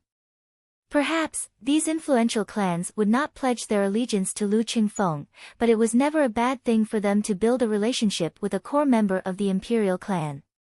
Wu Qi tilted his head, and the sword flew past his face, piercing deeply into a beam behind him. All of a sudden, those profligate sons who were fooling around on the deck below let out a loud cheer, greeting someone in a chaotic manner. Wu Qi breathed out a faint sigh, raised up the wine vessel, and slowly drank 2 mouthfuls of wine. The myriad red river was a very wide river, and the celestial music palace was at least 30 miles away from the riverbank. There were dozens of warships with strange designs that had sealed off the nearby waters, forbidding any other ships from approaching. Therefore, no matter how these profligate sons were indulging in debauchery, no one would know about it. In other words, it was the myriad red river that nourished Ji City, nourished the people of Great Yen Dynasty. The fertile grassland and hills along the riverbank were the foundation of Great Yen Dynasty. Nearly 70% of the people of Great Yen Dynasty drank the water from the myriad red river, ate the fishes found in the river, and ate all kinds of crops grown in the fertile farmlands of the myriad red river. It was evening, and Lu Qingfeng was together with Wu Qi.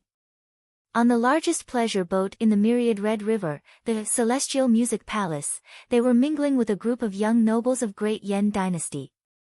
The sound of music and dance was pleasing to the ears, and the boat was filled with the joyful voices of the group of young men. From time to time, some drunken men would slip off the side of the boat and fall into the river, while some would clap their hands and laugh out loud, and some would hastily jump into the river to rescue them. The setting sun was hanging in the west, where the sky and the river met. Half of the river was dyed red by the sunset, while the other half of the river was colorful and gorgeous. Apart from Wu Qi, who was leaning against the window, no one else had the time to enjoy such a breathtaking scene. Some foppish men had already consumed the immortal ascension powder, which was made from some unknown raw material, and were stripping themselves naked, chasing after those singers and dancers, who were screaming and twisting their slender bodies while fleeing in all directions. A few coquettish singers accidentally stepped on the hem of their skirts and fell to the ground. The few foppish men quickly straightened their bodies and pressed on them impatiently. All of a sudden, a young man in his 30s, who was drinking and chatting merrily with Lu Qingfeng a moment ago, clapped his hands and laughed out loud. Ha ha ha, Tuoba Haofeng is known as the #1 swordsman of the younger generation in Ji City. Mr. Wu Qi, do you have the courage to fight with me? The pleasure boat of the Celestial Music Palace measured 500 feet from the front to the back, and was built with 3 layers of pavilions. Wu Qi and his company were sitting in the banquet hall on the highest layer. Lu Qingfeng had his arms around 2 young and beautiful singers, laughing and joking with a few young men from influential clans. Lu Qingfeng's birth father, Yan Buji, had lost his footing and fell into the myriad Red River one night, drowning to his death. He was a young man with a handsome face that almost looked like a demon. His skin was as white as a sheet of paper, and it was his biggest feature. Even his lips were as white as snow, devoid of any color of blood. He was clad in a purple robe, and there was no crown on his head. Instead, his hair was tied up with a red silk rope. He looked elegant and unrestrained, and his words and actions were calm and magnanimous. He was filled with the graceful and luxurious demeanor of someone from an influential clan. Wu Qi quickly poked his head out and gave the deck a glance. Compared to him, those foppish men who were indulging themselves crazily around him were like a group of mice in a sewer who met a noble lion. They were not on the same level at all. Just when a fast ship was nearing the railing of the pleasure boat, a young man clad in a purple robe was seen leaping up lightly and landing on the deck of the boat together with a few attendants. Those foppish men greeted this young man one after another, and in a calm and unruffled manner, the young man returned their greetings one by one. Ji City was located at the intersection of the main stream of the Myriad Red River and a main tributary, the Myriad Red River. It was the same for Lu Qingfeng. If he could have a good relationship with these clans who held the real power, it would be much more convenient for him to do anything in the future. The Myriad Red River was the largest river near Ji City.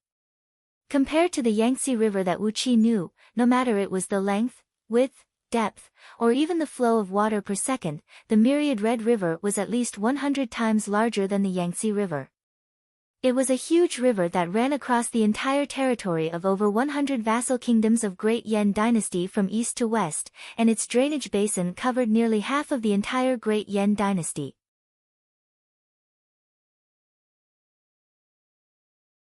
Chapter 81. Throwing away the long sword in his hand, Tuoba Haofeng steadied his body in midair, then casually pulled out a silver-colored talisman from his waist. While still in midair, Tuoba Haofeng let out a wild laugh and said, "Wu Qi, you're going to die today." Avoiding Lu Qingfeng's stern gaze, Hao Yingfenglong clasped his hands behind his back and walked to the window, giving Tuoba Haofeng a smile. He gave Wu Qi a sidelong glance and said coldly, "Of course." In fact, Tuoba Haofeng has sent out a few hanger-ons to duel with Mr. Wu Qi. That's how their statuses are. A mouthful of blood sprayed onto the talisman, then Tuoba Haofeng pointed the talisman at Wu Qi. Tuoba Haofeng laughed arrogantly. He gave Wu Qi a disdainful look, his handsome face filled with pride and complacency, and said, "The chief supervisor of Central Wind Guard, Qin Qingshui, has made a decision on this matter today. Through the investigation of the crime scene and the testimonies of numerous witnesses, my elder brother, Tuoba Qingye, heard an unusual noise and went out to investigate. Out of kindness, he rescued Duke Yan Lu and Duke Qingfeng, but he was mistakenly killed by you on the spot. Tuoba Haofeng immediately cried out sternly, Wu Qi, don't drag our personal enmity into this. You've killed my elder brother, Tuoba Qingye, and I'll definitely avenge this.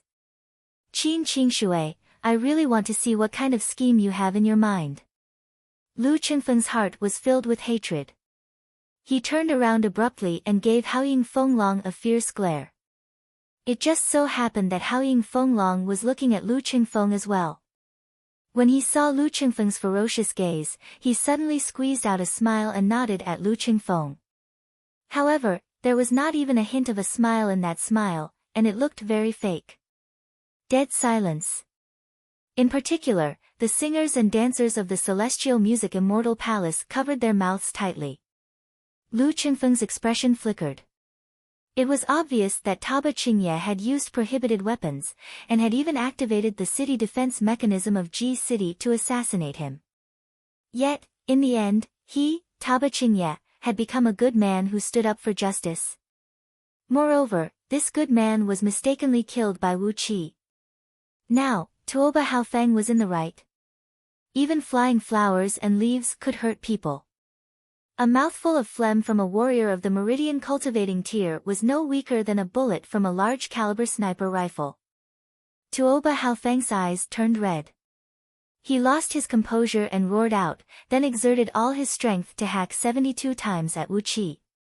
On the other side, Wu Qi's heart skipped a beat, and he couldn't say anything for a long while. He could not believe that something that turned black and white upside down had happened just like that.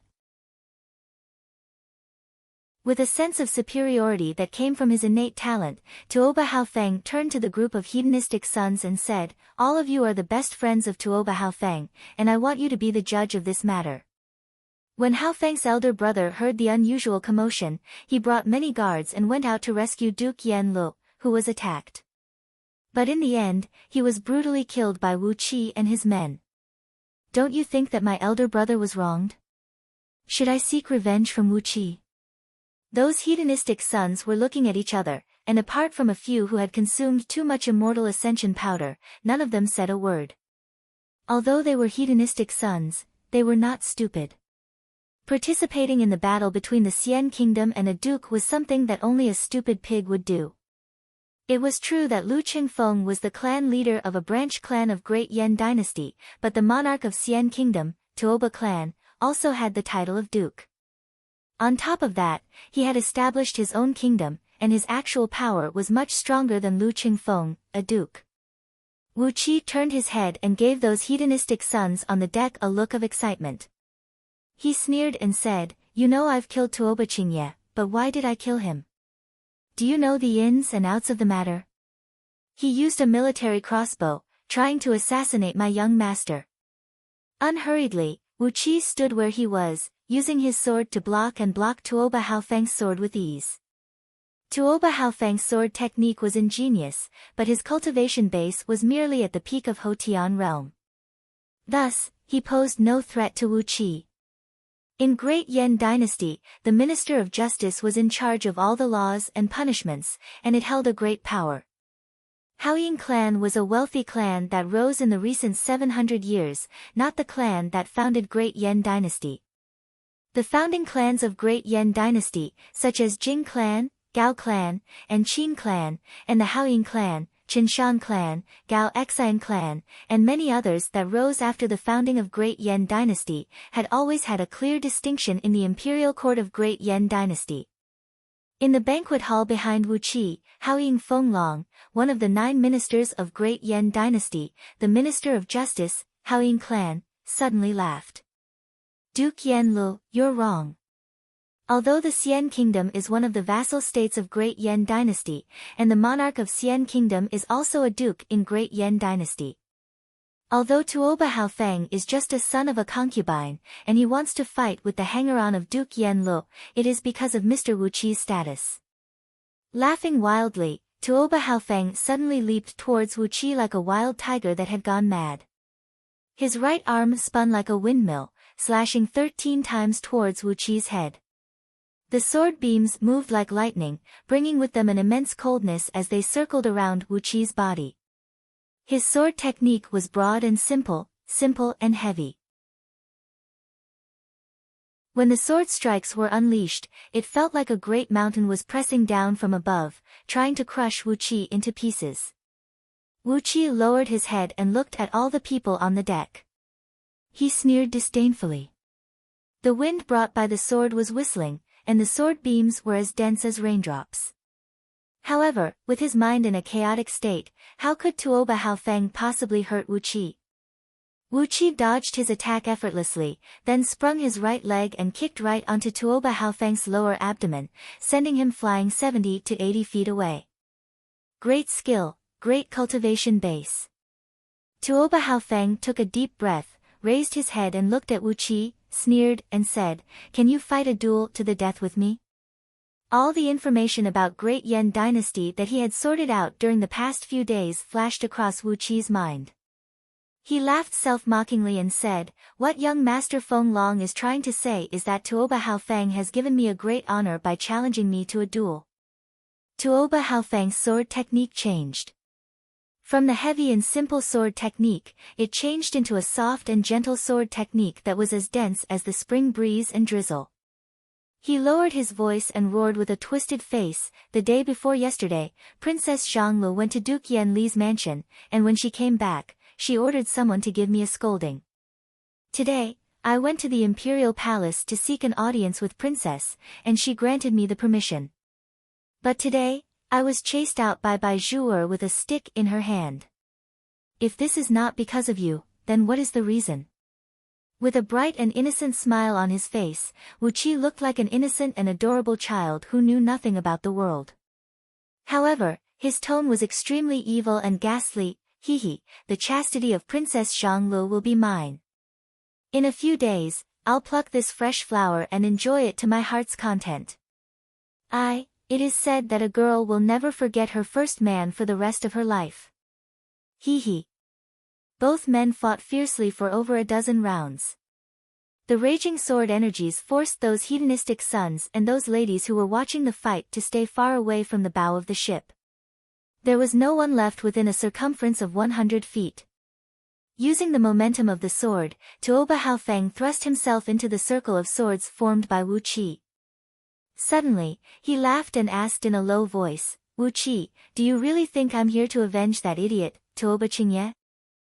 Do you really think I'm that stupid?"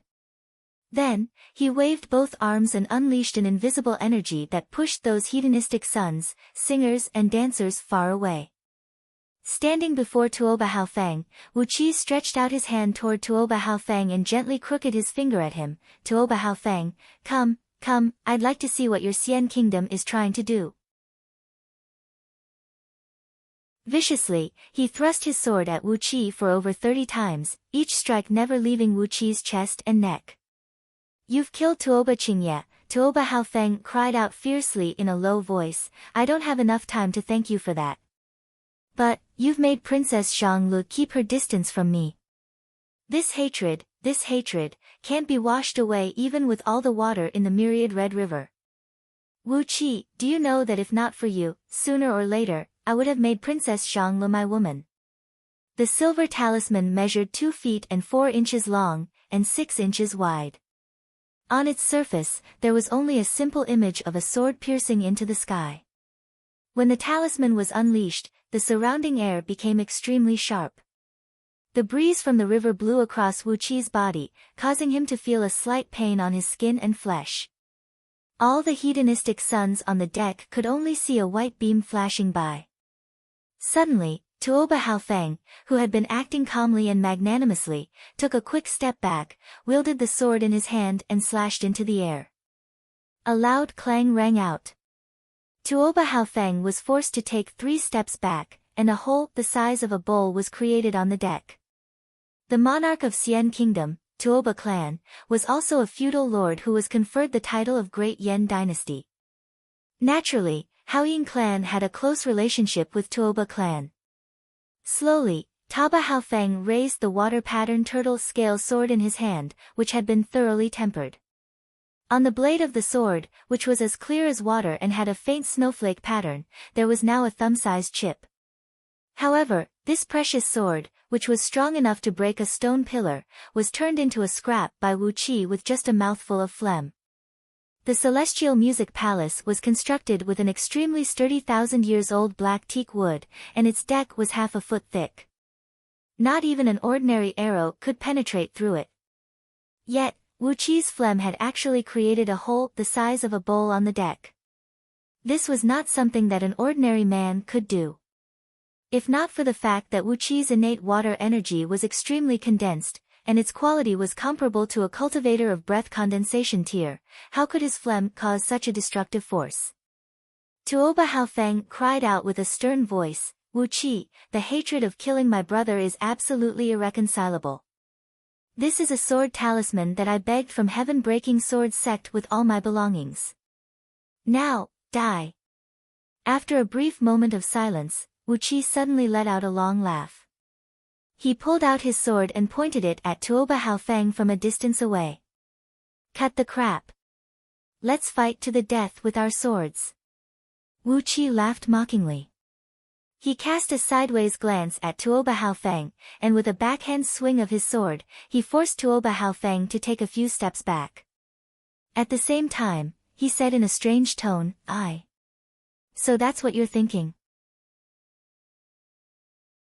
TSK, if that's the case, I'll have to become the guest of Princess Xianglo before I meet you."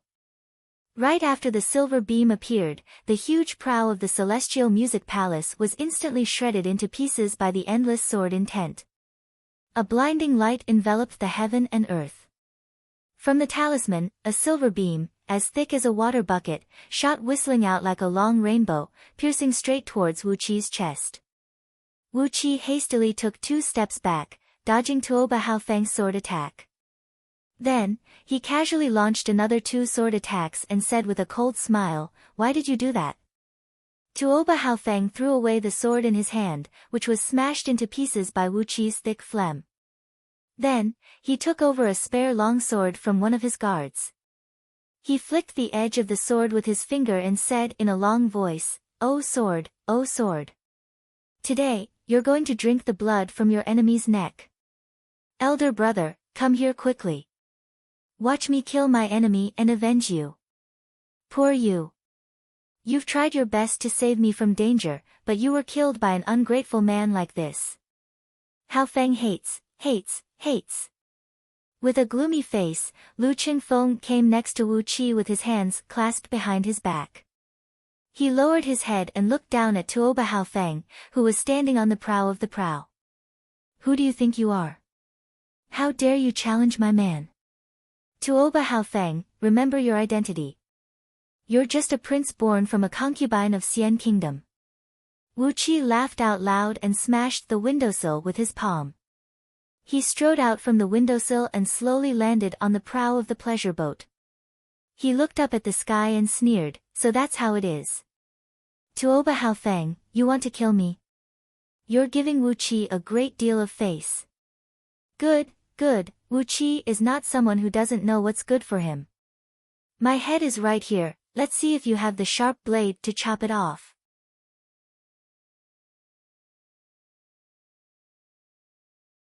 Chapter 82. A sword talisman was a unique technique of a human immortal of Jin Dan realm. It was a sword talisman made from rare natural materials and sealed a sword energy of a human immortal of Jin Dan realm in it. Depending on the material and craftsmanship of the talisman, the power unleashed by a sword talisman was equal to 10 to 50% of a sword energy attack of a human immortal. Only a sword talisman made from a very high-grade talisman could unleash more than 50% of its power. The sword talisman in Tuoba Haofeng's hand was made from the spirit juice extracted from a 1,000-year-old green shell leaf and mixed with the skin of a 100-year-old golden toad. The quality of the material was not high, and the craftsmanship was ordinary. The body of the talisman was only of the lower grade. The power of the sword energy contained in the sword talisman was about 90% of a strike from a human immortal of Jin Dan realm, less than 10%.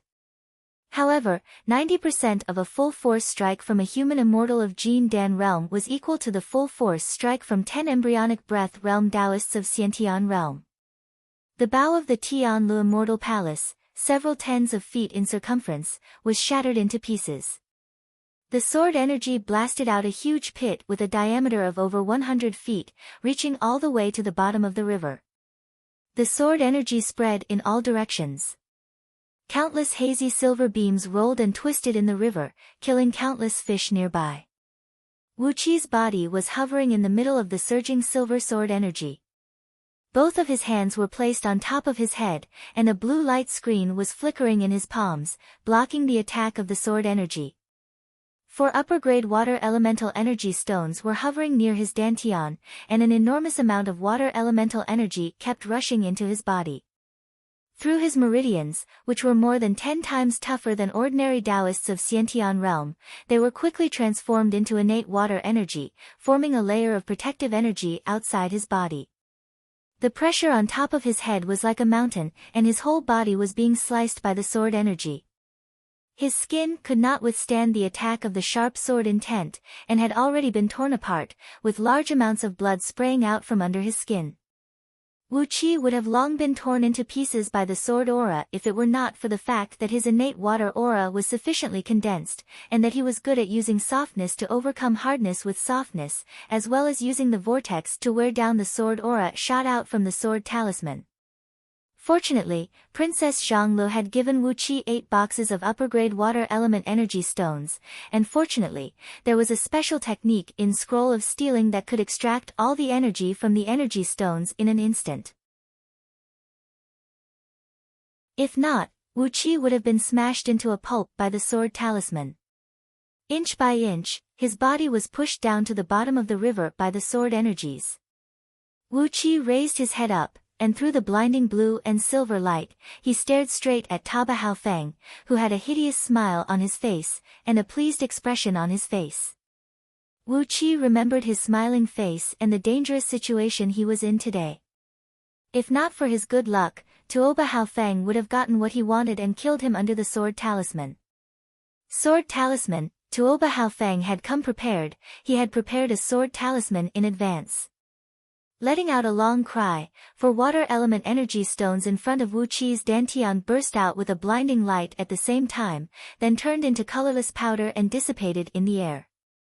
The surrounding water suddenly began to surge, and a huge amount of water vapor rolled and rolled, turning into a white mist and rushing into Wu Qi's body. A watery cloud suddenly condensed under his feet. Wu Qi forcefully exercised the special technique found in Chapter of Water in Scroll of Stealing, and his body began to emit a bone-piercing cold air. A stream of cold water vapor began to condense in Wu Qi's lungs, and a strange goo-goo sound was coming out from his mouth, while a misty white light was faintly visible on the corner of his mouth.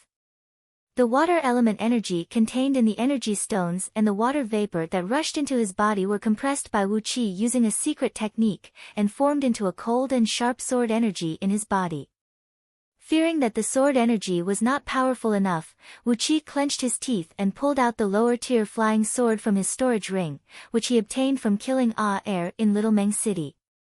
He swallowed the short sword. His powerful divine sense quickly rushed into the flying sword, carving a faint spiritual mark on its body. After that, Wu Qi's body shrunk inwardly. Using his body as a furnace, he forcefully compressed the sword energy and the flying sword into one. Tuoba Haofeng thought that Wu Qi was going to die for sure. After all, this was a sword talisman personally crafted by a Jin Dan realm human immortal, and it was a treasure that he had spent a fortune and 4 beautiful girls to obtain. How could Wu Qi, a mere meridian cultivating tier cultivator, escape from the sword talisman? Tuoba Haofeng threw his head back and breathed out a long sigh.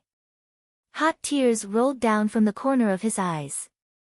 He let out a loud and wild cry and said, "Elder brother, your soul is not far away. Tuoba Haofeng will avenge you. Today, the blood feud has been avenged. Elder brother can die in peace now."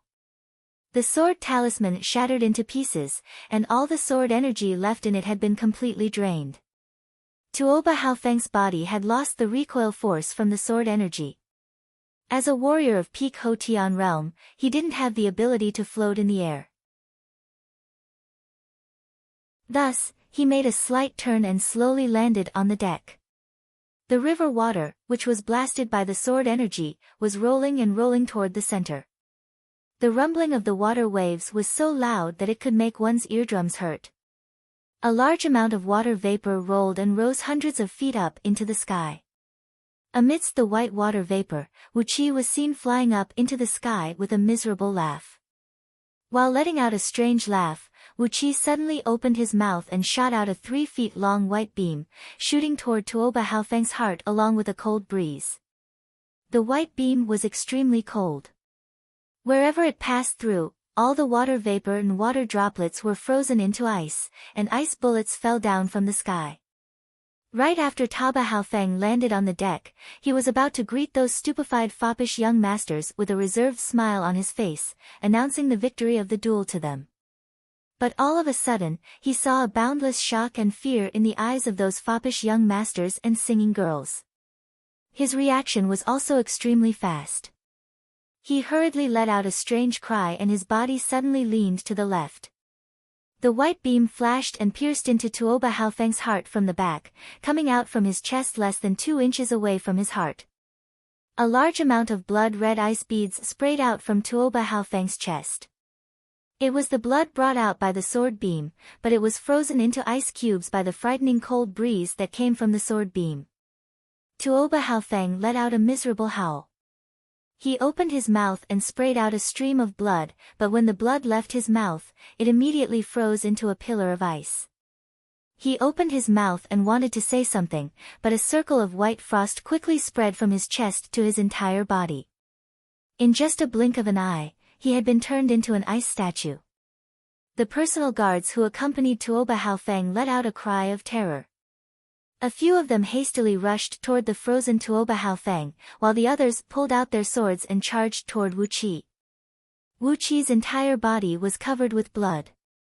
Although he managed to block the attack from the sword talisman by activating the energy stones, it was, after all, a sword talisman crafted by a human immortal expert of Jin Dan realm. Therefore, the supreme sword intent still managed to penetrate through his protective energy and hurt his body. At the moment, there were at least 40 to 50 wounds all over his body that looked like the mouth of a child, and blood was gushing out from them. Not to mention the external injuries, the sudden activation of the energy contained in 4 upper-grade water elemental energy stones was too much for Wuqi's meridians, which had been tempered and strengthened dozens of times. His meridians had already suffered from internal injuries, and the width of his meridians had been forcibly expanded by about 10 times. His once flexible and thick meridians were now as thin as a piece of paper, and were densely covered with countless cracks. All of his innate energy had been expelled along with the sword beam. Only a tiny bit of innate energy was still circulating within Wuqi's body, and it took him a great deal of effort to stand firmly on the bow of the ship and prevent himself from falling down. Right at this moment, a few personal guards of Tuoba Haofeng had drawn out their swords while roaring furiously, thrusting the tips of their swords towards the vital parts of his body. In just a blink of an eye, the swords had almost pierced into his body. Lu Qingfeng, who was standing on the highest floor of the banquet hall and watching the battle from the window, bellowed furiously, "How dare you! Wuqi has won the duel. Who dares to hurt my people? Luo Kadi, Mal Yang, kill them all." 2 Xiantian warriors, Luo Kadi and Mal Yang, who were hiding among the crowd, let out a loud cry and dashed out. They were even faster than those personal guards who had drawn out their swords, and with just a leap, they arrived in front of Wuqi, who had lost all of his strength. 2 long swords flashed across, and all 5 personal guards of Tuoba Haofeng could only see a sword beam flashing in front of their eyes. Before they could even see the movement of these 2 men, their throats and chests were pierced by the swords, and they fell to the ground with blood spraying out from their mouths. Zhang Hu and Hu Wei, together with a few personal guards from Meng village, squeezed out from the crowd, took out their 9 cloud-piercing crossbows, and aimed them at the frozen Tuoba Haofang and his personal guards. Zhang Hu gnashed his teeth and howled, "Fuck you. We brothers have won the duel, and you still want to bully us with your numbers? Damn it, brothers, come out. Let's see who has more people."